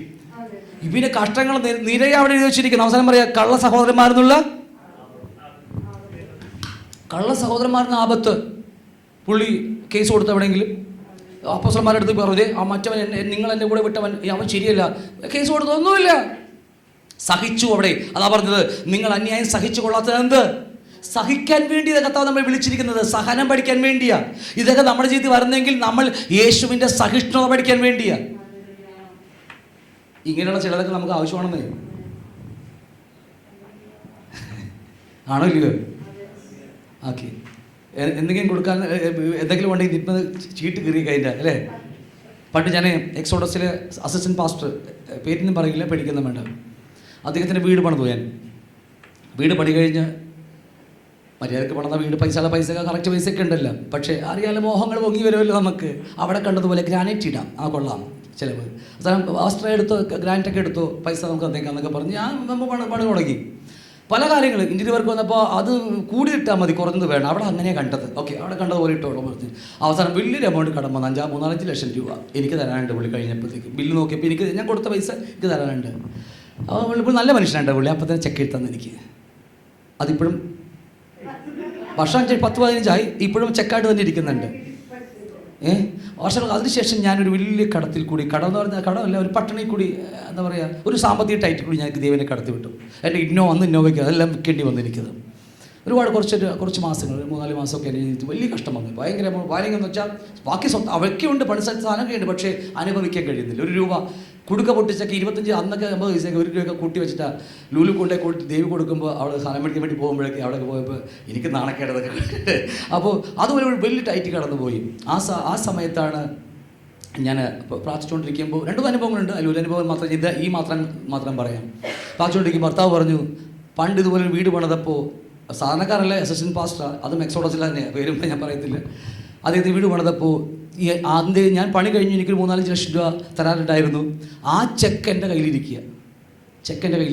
കർത്താവ് പറഞ്ഞ് കൂടെ കൊടുത്തേക്കാൻ പറഞ്ഞു. കാരണം പുള്ളി തരാൻ പോകണമെന്നില്ല എനിക്ക്. ഉള്ള കാര്യം പറയാമല്ല, പണി കഴിഞ്ഞാൽ പിന്നെ പുള്ളി എൻ്റെ അച്ഛനെ ചെക്ക് വെച്ചാൽ അച്ഛൻ ജാതി ലോകത്ത് ജീവിക്കുന്നതാണ്. അപ്പോൾ അച്ഛൻ്റെ അടുത്ത് പോയി ഞാൻ ചോദിച്ചു, അച്ഛൻ്റെ സൈഡിലെ സൂപ്പർവൈസറായിരുന്നു അന്ന്. അച്ഛനോട് പറഞ്ഞാൽ ചെക്ക് എന്നൊക്കെ പറഞ്ഞു. ഞാൻ തിരിച്ചു കൊടുക്കാൻ പോവുകയാണ്. നീ എന്താ ഞാനിപ്പോൾ കേസ് കൊടുക്കാമെന്നൊക്കെ പറഞ്ഞു. അച്ഛൻ്റെ സ്റ്റൈലിൽ പറഞ്ഞു. ഞാൻ തന്നേക്കാൻ പറഞ്ഞു. ഞാൻ ചെക്ക് കൊണ്ട് തിരിച്ചുകൊണ്ട് കൊടുത്തിട്ട് പറഞ്ഞു, കർത്താവ് ഇന്ന് വന്നാൽ ഈ കടം കൊണ്ട് നിങ്ങൾ കർത്താവിനെ വരെ പോകാതിരിക്കരുത്. അതുകൊണ്ട് ഈ ചെക്ക് നിങ്ങൾക്ക് തിരിച്ചു തരുന്നു. ഞാൻ കൊടുത്തു. നഷ്ടം, വലിയ നഷ്ടമാണ് എനിക്ക് സംഭവിച്ചത്. ഇതൊക്കെ മനസ്സിലാകുന്നുണ്ട്. കാരണം ചില സമയത്ത് നമ്മൾ ബുദ്ധി ഉപയോഗിക്കും. ആ ചെക്ക് എന്നല്ല അങ്ങ് തന്നേക്കുന്നതൊക്കെ മേടിച്ച് പോക്കറ്റിലിടും. പക്ഷേ അത് ബുദ്ധിയാണ് എൻ്റെ. കാരണം വിശ്വാസികളാണ് നമ്മൾ. അതും അവിടുത്തെ പാസ്റ്റാവുള്ളി നമുക്കൊരിക്കലും ചെയ്യാൻ പാടില്ല. വാങ്ങിയിട്ട് ശരി, പക്ഷേ പിന്നീടാണ് കർത്താവ് വർഷങ്ങളെടുത്തു. ഒരു 3-5 വർഷം കഴിഞ്ഞ് പൈസ തരുന്നില്ല, ഇടയ്ക്ക് വിളിക്കും, ആ പ്രൈസിലൊക്കെ പറയുക, നല്ല കാര്യം തന്നെയാണ്, വഴക്കൊന്നുമില്ല. പക്ഷേ അത് തെറ്റാണ് എൻ്റെ ജീവിതത്തിൽ. എനിക്ക് വലിയൊരു നഷ്ടം സഹിക്കേണ്ടി വന്നു ഇത് പഠിക്കുവാൻ. ഈ പഠനം കർത്താവിൻ്റെ സ്കൂളിൽ ഈ പഠനം പഠിക്കുവാൻ എനിക്ക് നഷ്ടപ്പെട്ടത് എൻ്റെ ഇന്നോവ കാറും പല കാര്യങ്ങളാണ്. എൻ്റെ പദവിയൊക്കെ നിങ്ങൾക്ക് പറഞ്ഞതിൻ്റെ അർത്ഥം നിങ്ങൾക്ക് പറഞ്ഞപ്പോൾ പെട്ടെന്ന് കഴിഞ്ഞു. അത് അനുഭവിച്ചവർക്ക് അറിയൂ അതിൻ്റെ വേദനകളൊക്കെ. ഹല്ലേലൂയ. അത് ഞാൻ പറഞ്ഞ കാര്യങ്ങൾ അത് തിരിച്ചു കൊടുത്തു. ഇന്നും അത് നമുക്ക് ഒന്നും തന്നിട്ടില്ല, ഒന്നുമില്ല, അതൊക്കെ പോട്ടെ. പക്ഷെ അതുകൊണ്ട് പുള്ളി നിത്യത്തിൽ പോകാതിരിക്കരുത്. അതാണ് കർത്താവിനെ പഠിപ്പിച്ചത്. കൊടുത്തു. അതിനുശേഷം കർത്താവിനെ ഊർത്തിക്കൊണ്ടിരിക്കുന്നു. ഇന്നും കർത്താവ് ചെയ്തുകൊണ്ടിരിക്കുന്നു. അത്രേ ഉള്ളൂ. എത്ര നിങ്ങൾക്ക് പറഞ്ഞ് മനസ്സിലാവുന്നുണ്ടോ? നിങ്ങൾക്ക് ആർക്കെങ്കിലും സൗഖ്യമാകട്ടെ. നമ്മുടെ ഡെലിവറൻസ് ക്ലാസ്സുകളാണ്.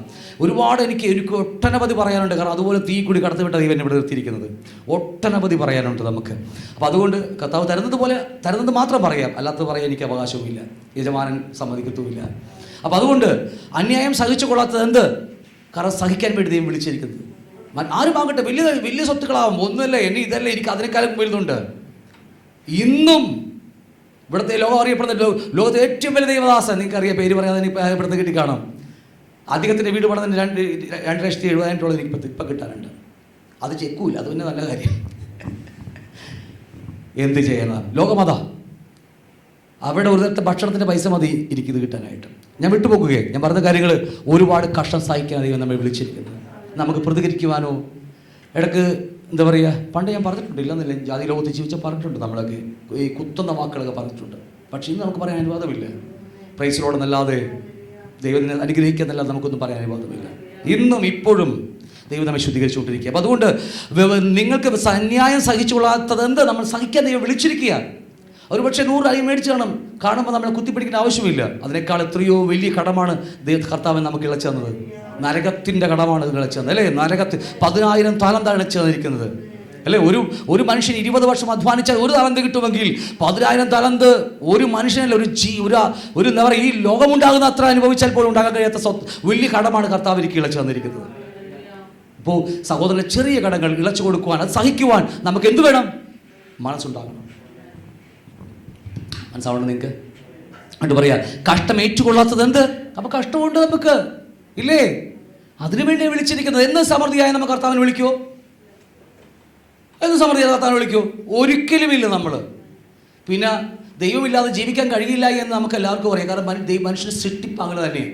നമ്മൾ പണ്ട് പഠിച്ചിട്ടുണ്ട്, താഴത്തെ മോർണിംഗ് സർവീസ് പഠിച്ചിട്ടുണ്ട്. നമ്മൾ മനുഷ്യനകത്ത് ആത്മാവ് ഉള്ളതുകൊണ്ട്, ആത്മാവിന് ദൈവത്തെക്കുറിച്ച് ബോധമുള്ളത് കൊണ്ട് അവന് ദൈവം വേണം. അത് ഏതെങ്കിലും ദൈവമായാലും കുഴപ്പമില്ല, അവന് ഏത് ദൈവം കുഴപ്പമില്ല, ദൈവം മതി അവന്. കാരണം ആ ശൂന്യ നികത്വം എന്നുള്ള ഒരു മനുഷ്യൻ്റെ ഉത്തരവാദിത്വമാണ്. എന്തുവാട്ടെ താഴത്തെ മോർണിംഗ് സർവീസ് ഞാൻ പഠിപ്പിച്ചിട്ടുണ്ട് ക്ലാസ് അതിനെക്കുറിച്ചൊക്കെ. അപ്പോൾ എന്തുവാകട്ടെ, ഞാൻ പറഞ്ഞു വന്ന കാര്യങ്ങൾ, അന്യായം സഹിച്ചുകൊള്ളാത്ത അത്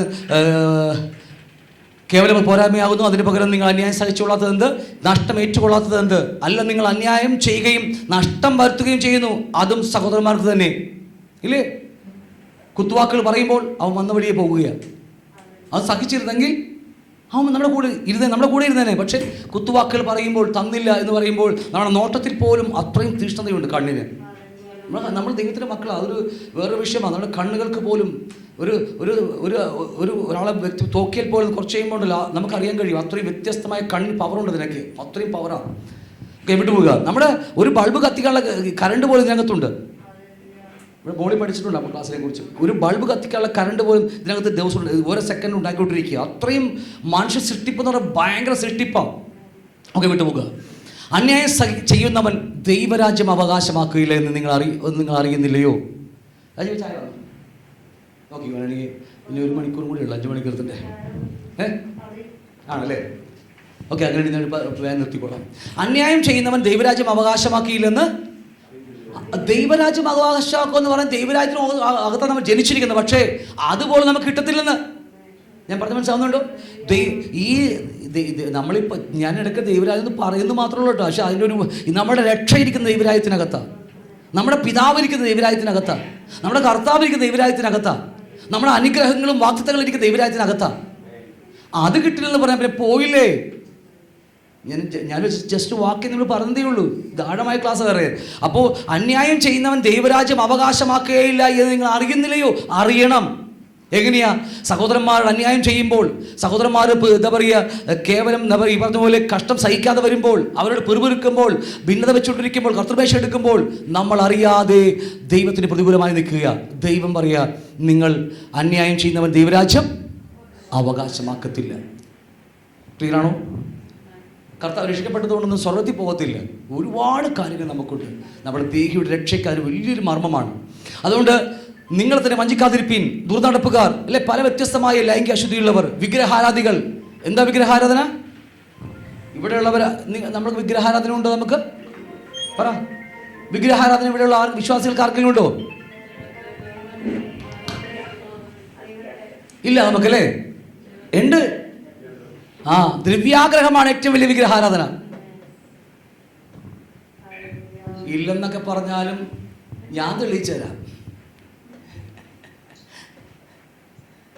വിഗ്രഹാരാധന പലരുടെയും ഹൃദയത്തിൽ വിഗ്രഹാരാധനയുണ്ട്. സമ്പത്ത് എന്ന് പറയുന്ന പുതിയ നിയമത്തിലെ വിഗ്രഹാരാധന സമ്പത്തെക്കുറിച്ച് അല്ലേ വേദം അങ്ങനെ പഠിപ്പിക്കുന്നുണ്ട്. അപ്പോൾ വ്യഭിചാരികൾ, സ്വയംഭോഗം ചെയ്യുന്നവർ, പുരുഷകാമികൾ, കള്ളന്മാർ, അത്യാഗ്രഹികൾ, മദ്യപന്മാർ, വാവിഷ്ണക്കാർ, പിടിച്ചുപറിക്കാർ എന്നിവർ ദൈവരാജ്യം അവകാശമാക്കുകയില്ല. ഇത് ജാതികളെ കുറിച്ചല്ല, ഇത് കൊരിന്ത സഭക്കാരെ കുറിച്ചാണ്. ഒന്നും മിണ്ടിയില്ല. ഇത് കൊരിന്ത സഭക്കാരുടെ പാപത്തെക്കുറിച്ചാണ് പറയുന്നത്. ഞാൻ ജാതികളുടെ പാപത്തെക്കുറിച്ചല്ല. ഈ പറഞ്ഞതുപോലെ ദുർനടപ്പുകാർ, വിഗ്രഹാരാധികൾ, ഇത് ഓരോന്നായി പിന്നീട് എപ്പോഴെങ്കിലും വിശുദ്ധീകരണത്തെക്കുറിച്ച് പഠിക്കുമ്പോൾ നമ്മൾ ആഴമായി പഠിക്കും. വ്യഭിചാരികൾ, സ്വയംഭോഗം ചെയ്യുന്നവർ, പുരുഷകാമികൾ, കള്ളന്മാർ, അത്യാഗ്രഹികർ, നമ്മളൊട്ടും ഇല്ലാത്ത ആൾക്കാരത്, മദ്യപന്മാർ ഒക്കെ അത് പിന്നെ ഓക്കെ അവിടെ, വാവിഷ്ണക്കാർ, പിടിച്ചുപറിക്കാർ എന്നിവർ ദൈവരാജ്യം നമ്മുടെ വിഷയത്തിൽ ഒതുങ്ങുക. അതിൽ തീരത്തില്ല വിഷയം. ദൈവരാജ്യം അവകാശമാക്കത്തില്ല. കാരണം നാം ജനിച്ചതുപോലെ ദൈവരാജ്യത്തിനകത്താണ്. പിന്നെ അവിടെ പോലെ നമുക്ക് കിട്ടുന്നില്ലെങ്കിൽ പിന്നെ നമ്മളെങ്ങനെയാ? നരകം മാത്രമേ ഉള്ളൂ നമുക്ക്. അതുകൊണ്ട് വളരെ ശ്രദ്ധയോടെ, വളരെ ചിന്തിക്കേണ്ടതും വളരെ ശ്രദ്ധയോടെയും എടുക്കേണ്ട ഒരു വിഷയമാണ് കർത്തൃമേശ. വെറുതെ അന്യായമായി അലക്ഷ്യമായി എടുക്കേണ്ടതല്ല എന്ന് മറന്നു പോകരുത്. ഇന്ന് പലപ്പോഴും പല സഭകളിൽ, ഞാൻ ഒരുപാട് സഭകൾ പോലും ലാഘവത്തോടെ എടുക്കുകയാണ് കർത്തൃമേശ. അങ്ങനെയല്ല. കാരണം അത് നമ്മളെ ന്യായം വിധിക്കുവാൻ, എൻ്റെ പ്രിമച്വർ ഡെത്തിലേക്ക്, ആത്മീയ ബലഹീനതയിലേക്ക്, എൻ്റെ രോഗത്തിലേക്ക്, എന്താ പറയുക, മുമ്പെയുള്ള മരണത്തെ തള്ളിവയ്ക്കാൻ കഴിവുള്ളൊരു കാര്യമാണെന്ന് മറന്നു പോകരുത്. അനുഷ്ഠാന പ്രമാണങ്ങളിൽ രണ്ടാമത്തത്. 7 പ്രമാണങ്ങളിൽ 5 വിശ്വാസ പ്രമാണം, 2 അനുഷ്ഠാന പ്രമാണം, അതിൽ ഒരെണ്ണം. ഞാൻ പറഞ്ഞ അർത്ഥം മനസ്സിലായോ? അതുകൊണ്ട് ദൈവരാജ്യം അവകാശമാക്കില്ല എന്ന കാര്യം മറന്നു പോകരുത്. ജഡത്തിൻ്റെ പ്രവൃത്തികളോ,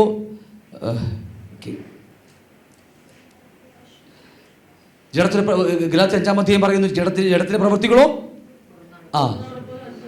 ഒരുപാട് കാര്യങ്ങളാണ്. ഒട്ടും നമുക്കില്ല. പിണക്കം നമുക്കില്ലേ ഇല്ല, ഇല്ലേ? ക്രോധം ഒട്ടുമില്ല. ഭിന്നത അത് നമ്മുടെ പേര്, നമ്മുടെ ന്യൂ ലൈഫിലേ ഇല്ല. അസൂയ അല്ലേ, അത് എറണാകുളത്ത് പോലും ഇല്ല. മദ്യപാനം, വെറുക്കൂത്ത്, നമുക്ക് അതിനെക്കുറിച്ചൊക്കെ പിന്നെ ആഴമായി എപ്പോഴെങ്കിലും ചിന്തിക്കാൻ നമുക്ക് അതിനെക്കുറിച്ച് ഇവിടെ നിന്ന് കാണാൻ കഴിയും. മനുഷ്യരോടുള്ള പാപമുണ്ട്, ദൈവത്തോടുള്ള പാപമുണ്ട്, മനുഷ്യരോടുള്ള പാപമുണ്ട്. ഇതൊക്കെ മനുഷ്യരുടെ പാപമാണ്. ഏറ്റവും കൂടുതൽ പാപം നോക്കണം ദൈവത്തെക്കാളേറെ മനുഷ്യരോടാണ്. 10 കൽപ്പന പഠിച്ചാൽ, പുറപ്പാട് 20-ാം അധ്യായത്തിൽ 10 കൽപ്പന പഠിച്ചാൽ 4 മാത്രമേ ദൈവത്തോടുള്ളൂ. ബാക്കി 6 മനസ്സിലായോ നിങ്ങൾക്ക്?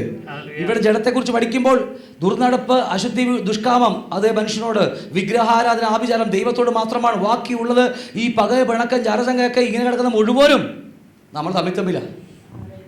എത്ര പ്രാധാന്യമുണ്ടെന്ന് നോക്കി. ഞാൻ പറഞ്ഞ അർത്ഥം മനസ്സിലാവുന്നുണ്ട് നിങ്ങൾക്ക്? അതുകൊണ്ട് വിവരിക്കാൻ നമുക്ക് സമയമില്ലെന്ന് വിട്ടുപോകുക. പിന്നെ അതിനെക്കുറിച്ചൊക്കെ നമുക്ക് ആഴമായി, ജഡത്തിൻ്റെ പ്രവൃത്തികളെ കുറിച്ചൊക്കെ നമ്മൾ ആഴമായി പിന്നീട് എപ്പോഴും കർത്താവ് അനുവദിക്കുന്നതുകൊണ്ട് നമ്മൾ ചിന്തിക്കും. ഹല്ലേലൂയ. നമ്മുടെ വിഷയത്തിൽ മാത്രം നമുക്ക് ഒതുങ്ങി നിൽക്കാം. അല്ലെങ്കിൽ അതുകൊണ്ടാണ് ദാവീദിൻ്റെയൊക്കെ പ്രാർത്ഥന. എങ്ങനെയാണ് ദാവീദിൻ്റെയൊക്കെ പ്രാർത്ഥന? പറഞ്ഞേ, ദൈവമേ എന്നെ ശോധന ചെയ്ത് 139 സംഘത്തക്കാരൻ വിളിച്ചു പറയുകയാണ്, എൻ്റെ ഹൃദയത്തെ അറിയണമേ, എന്നെ പരീക്ഷിച്ചെൻ്റെ നിലവുകളെ അറിയണമേ, വ്യസനത്തിലുള്ള മാർഗം എന്നിലുണ്ടോ എന്ന് നോക്കി ശാശ്വത മാർഗത്തിൽ നടത്തണമേ. എന്താണ്, എവിടെയാണ് വ്യസനത്തിൻ്റെ മാർഗമുള്ളത്? ഹൃദയത്തിൽ. ദേഹി, നമ്മളെ മറന്നു പോകരുത്, ഹൃദയത്തിൽ. അവിടെയാണ് വ്യസനത്തിലെ മാർഗം. ഞാൻ പിന്നീട് ഇപ്പോൾ സമയം കൊണ്ടെങ്കിൽ എടുത്തോളാം. പ്രാണനെ നേടുന്നതിനെ കുറിച്ചൊരു വാക്യമുണ്ട്. ഇതിലുണ്ടോ എന്ന് എനിക്ക് അറിയത്തില്ല, ഉണ്ടെങ്കിൽ ഞാൻ എടുത്തോളാം. എനിക്ക് പറഞ്ഞ് മനസ്സിലാവുന്നുണ്ടോ? അതുകൊണ്ട് പ്രാർത്ഥന, ദൈവമേ എന്നെ ശോധന ചെയ്യണം. ഞാൻ നിങ്ങളോട് പറഞ്ഞിട്ടുള്ളതെന്ന് അറിയത്തില്ല, ഞാൻ എവിടെയാണ് പറഞ്ഞത്. എൻ്റെ പ്രാർത്ഥന ഒരു പ്രാർത്ഥനമാണ്. കർത്താവേ, നീ എന്നെ ശിക്ഷിച്ച് ശാസിച്ച് നടത്തണം. ചെയ്തു പോയ പാപത്തിന് നീ ശിക്ഷിക്കണം എന്നെ. ഞാൻ എവിടെയാണോ മുകളിലാണ്, അവിടെ എനിക്ക് അറിയത്തില്ല, എവിടെയും പറഞ്ഞിട്ടുണ്ട്. എവിടെയോ അതെന്താ പറയാൻ മടിക്കണം. നമുക്ക് കുറവുള്ള ആൾക്കാരാണല്ലോ. അപ്പോൾ അറിഞ്ഞോ അറിയാതെ നമ്മൾ ചെയ്തിരിക്കും. കർത്താവേ, നീ ശിക്ഷിക്കപ്പെടാത്ത ഒരു പാപവും എൻ്റെ ജീവിതത്തിൽ ഉണ്ടാകരുത്. ഞാൻ ആ സാധനം ചെയ്യും, അത് പറയാറ് അല്ലേ? നമ്മൾ പറയാറുണ്ട്, നമ്മൾ ചെയ്തു അറിയാതെ പറഞ്ഞു പോകുന്നു, കണ്ടുപോകുന്നു, നമ്മൾ പലരും ചെയ്തു പോകുന്നുണ്ട്. ശരിയാ, മക്കളെ നമ്മൾ. പക്ഷേ ജഡത്തിൽ ജീവിക്കുന്നതുകൊണ്ട് പലപ്പോഴും വന്നു പോകുന്നുണ്ട്. പക്ഷേ കർത്താവോട് പറയുമ്പോൾ, കർത്താവേ നീ ശിക്ഷിക്കാത്ത ഒരു പാവം എൻ്റെ ജീവിതത്തിൽ ഉണ്ടാകരുത്. ഞാൻ എൻ്റെ പ്രാർത്ഥന ഞാൻ പറയുന്നത്. ഇത്തിരി വേദനയായിട്ടോ അതൊക്കെ, ആ പ്രാർത്ഥനയൊക്കെ പ്രാർത്ഥിച്ചൊക്കെ നല്ല വേദന എടുക്കോട്ടെ. ഉള്ള കാര്യം ഞാൻ പറയാം. ഒരുപാട് വേദന സഹിച്ചൊക്കെ ഇവിടെ നിൽക്കുന്നത്. ഒന്നും നിങ്ങൾ ഉദ്ദേശിക്കുന്ന ആളല്ല ഞാൻ. അത്ര സുഖമായിട്ട് ജീവിക്കുന്ന ആളല്ല. ഈ ആയുസ് മുഴുവനും, ഒരായുസ് മുഴുവൻ തന്നെ അതിൽ കൂടി കടന്നു പോയതുകൊണ്ട് ഇപ്പോഴും കടന്നു പോയിക്കൊണ്ടിരിക്കുക. പറയാനൊട്ട് മടിയുമില്ല എനിക്ക്. പക്ഷേ അത് കണ്ടതുകൊണ്ടാണ്. ഹല്ലേലൂയ. അതുകൊണ്ടാണ് പറഞ്ഞത്, എന്തെങ്കിലും എൻ്റെ ജീവിതത്തിൽ ചെയ്തു പോയ പാപത്തിന് ശിക്ഷയേൽക്കാതെ എന്നീ വിടരുത്. ഞാൻ ഇന്ന് മരിക്കുന്നുവെങ്കിൽ മരിക്കുന്നതിന് തൊട്ട് മുമ്പ് ഞാൻ ചെയ്തു പോയ, രക്ഷിക്കപ്പെട്ട ശേഷം, ബാക്കി ശ്രദ്ധിക്കണം, അത് മുമ്പ് കർത്താവ് എടുത്തതാണ്. രക്ഷിക്കപ്പെട്ട ശേഷം ഞാൻ ചെയ്തു പോയ ഏതെങ്കിലും പാപത്തിന് ശിക്ഷയേൽക്കാതെ ജീവിക്കുന്നുവെങ്കിൽ അത് കഴിഞ്ഞിട്ട് നീ എന്നെ കൊണ്ടുപോകാൻ പാടുള്ളൂ. കാരണം എനിക്ക് നിത്യ നഷ്ടമാക്കാൻ കഴിയില്ല. ഇതൊക്കെ മനസ്സിലാവുന്നുണ്ട്. അതുകൊണ്ട് ഇവിടെ പറഞ്ഞതുപോലെ, ദൈവമേ എന്നെ ശോധന ചെയ്യണം, എൻ്റെ ഹൃദയത്തെ നീ അറിയണം, എന്നെ പരീക്ഷിക്കണം. എന്തിനാ പരീക്ഷിക്കേണ്ടത്? അകത്തുള്ളത് പുറത്തു വരാൻ അല്ലേ? ചൂട് ഇട്ടാലേ അകത്തുള്ളത് പുറത്തു വരത്തുള്ളൂ. അപ്പോൾ അതുകൊണ്ട് നീ എന്നെ പരീക്ഷിക്കണം. അതിനെക്കുറിച്ചൊക്കെ പിന്നീട് നമ്മൾ സാങ്ക്ടിഫിക്കേഷൻ, വിശുദ്ധിയെ കുറിച്ച് പഠിക്കാം. നിലവിൽ അറിയണമേ, വ്യസനത്തിലുള്ള മാർഗം. എന്താ വ്യസനത്തിലുള്ള മാർഗം? എൻ്റെ പ്രാണന്റെ രക്ഷയില്ലായ്മ, എൻ്റെ ദേഹിയുടെ രക്ഷയില്ലായ്മ. ഞാൻ പറഞ്ഞ അർത്ഥം മനസ്സിലാവുന്നുണ്ടോ? എൻ്റെ ദേഹി പാതാളത്തിലേക്ക് പോകുന്ന അനുഭവം. അതുകൊണ്ട് എൻ്റെ വ്യസനത്തിലുള്ള മാർഗം എന്നിലുണ്ടോ എന്ന് നോക്കി ശാശ്വത മാർഗത്തിൽ നടത്തണമേ. എൻ്റെ പ്രാണന്റെ അശുദ്ധി, വ്യസനമാർഗം അതാണ് കേട്ടോ. നമ്മളീ കാണുന്ന വീട് പോയതും കാറ് പോയതും പിന്നെ എന്തൊക്കെയാ രോഗം വന്നതൊക്കെ വ്യസനമാണ്. നമുക്ക് വ്യസനിച്ചിരിക്കുക നമ്മൾ. അവൻ എന്നെ അമ്മാലും കൊണ്ടുപോയില്ല കർത്താവേ, ഇല്ലേ? നമ്മുടെ വ്യസനം അതാ. പക്ഷെ അതിനേക്കാൾ വലിയ വ്യസനകത്തുണ്ട്. എൻ്റെ ദേഹിക്ക് പ്രാണന്റെ നഷ്ടമാകുന്ന ഏതെങ്കിലും പാപമുണ്ടോ? ചെയ്തു പോയ പാപത്തിന് പരിഹാരം കിട്ടാതെ ഏറ്റു പറഞ്ഞിട്ടും അതിന് ശിക്ഷയേൽക്കാതിരിക്കുന്ന എന്തെങ്കിലും ഉണ്ടോ? ഞാൻ പറഞ്ഞ മനസ്സിലാവുന്നുണ്ടോ? നമ്മൾ ചിന്തിക്കേണ്ട വിഷയമാണ്. നമ്മുടെ അധികം ഒന്നും എടുക്കുന്നതിനെ കുറിച്ച് ഞാൻ വിട്ടുപോകുകയാണ്. അതുകൊണ്ട് ഗലാത്യർ 5:15 പറയും, നിങ്ങൾ തമ്മിൽ അന്യോന്യം കടിക്കുകയും തിന്നുകളയും ചെയ്താൽ ഒരുവനാൽ ഒരുവൻ ഒടുങ്ങിപ്പോകാതിരിപ്പാൻ സൂക്ഷിച്ചുകൊള്ളുകയും. ഹല്ലേലൂയ. നമ്മുടെ ജീവിതത്തിൽ ഒരിക്കലും ഉണ്ടാകരുത്, ഒടുങ്ങിപ്പോകരുത്. നമ്മുടെ ഒടുക്കം അവിടെ ആയിരിക്കണം. നമ്മുടെ പടക് ആ സ്വർഗീയ തീരത്ത് തന്നെ എടുക്കണം. നമ്മൾ വേറെ ഒരിടത്തും അല്ല. നമ്മുടെ പടക് അവിടെ തന്നെ എടുക്കണം നമുക്ക്. അതുകൊണ്ട് ഈ ലോകത്ത് സുഖമല്ല, സന്തോഷമല്ല, ഇവിടുത്തെ തിന്മയായിരിക്കാം. ദൈവത്തെ നമ്മെക്കുറിച്ച് അറിയാം. എന്നെ എങ്ങനെ കൊണ്ടുപോയാൽ സൗഖ്യമാകുമെന്ന് നമ്മൾ അലക്സങ്ങൾ പറഞ്ഞ പോലെ, അന്ന് മുകളിലെ മീറ്റിംഗ് പറഞ്ഞ പോലെ, ഈ കല്ലിട്ട് അടിച്ചാലേ വെളുക്കോങ്കിൽ എന്നെ ആ കല്ലിട്ട് തന്നെ അടിക്കും അല്ലേ? എനിക്കൊരു നമ്മളൊക്കെ എൻ്റെ ഭാര്യ പറയുന്ന കേട്ടനുസരിക്കണം എന്നൊക്കെ പറയാം. പക്ഷെ ചിലപ്പോൾ കിട്ടുന്നത് എന്താ? എനിക്ക് കിട്ടുന്ന ആരല്ല, പുതിയ ആൾക്കല്ലേ കല്യാണം കഴിക്കാൻ പോകുന്ന കുട്ടിക്ക് കിട്ടുന്നത് വേറെ വിപരീതമായിരിക്കും. കർത്താവിനറിയാം ആ കല്ലിലിട്ട് അടിച്ചാലേ അവൻ വെളുക്കത്തുള്ളൂ. വല്ല അലക്സങ്ങൾ അന്ന് ഒരാൾ അനുഭവം പറഞ്ഞ പോലത്തെ അനുഭവം, നല്ല അനുഭവമാണ്, സത്യമാണത്. ദൈവം നല്ലോണം അറിയാം ഏത് വഴി കൂടി കടത്തി വിട്ടാൽ നീ നേരെയാകും, എഫേസ്യർ 1 വാക്യം വായിച്ചതുപോലെ, കൊലോസ്യർ 1 22 21 വാക്യം വായിച്ചതുപോലെയൊക്കെ നമ്മൾ കടത്തി വിടണമെങ്കിൽ അത് തന്നെ ചെയ്യണം. നമുക്കറിയാം നമ്മുടെ മുമ്പിൽ സാക്ഷ്യങ്ങൾ ഇഷ്ടം പോലെ ഉണ്ടല്ലോ. സമൃദ്ധിയോട് ദൈവം സമൃദ്ധി കൊടുത്തു, ഒരുപാട് കൊടുത്തു, വാനോളം ഒരു ബിസിനസ്സൊക്കെ പോകി. അവസാനം അവർ വിചാരിച്ചു അതാണ് വലുതെന്ന് വിചാരിച്ചു. അല്ല, ദൈവത്തിന് എന്നെയാണ് വേണ്ടത്. ഇനി ഇവൻ പോയാൽ ഇവൻ കൈവിട്ടു പോകുമെന്ന് അറിഞ്ഞതുകൊണ്ട് ദൈവത്തെ എല്ലാം എടുത്ത് മാറ്റിക്കളഞ്ഞു. ഒന്നുമില്ലാത്തവരായി നിൽക്കുമ്പോൾ നെടുമ്പാടും വീണ് കരയും. അങ്ങനെയെങ്കിലും സ്വർഗത്തിൽ പോട്ടെ. ദൈവത്തിന് അറിയാം ഏത് വിധത്തിൽ കൂടി കടത്തി വിട്ടാൽ ഇവൻ നല്ലവനാകുമെന്ന്. ഹല്ലേലൂയ. ദൈവത്തിന് മക്കളായതുകൊണ്ട് ഞാൻ വിട്ടുപോകുക.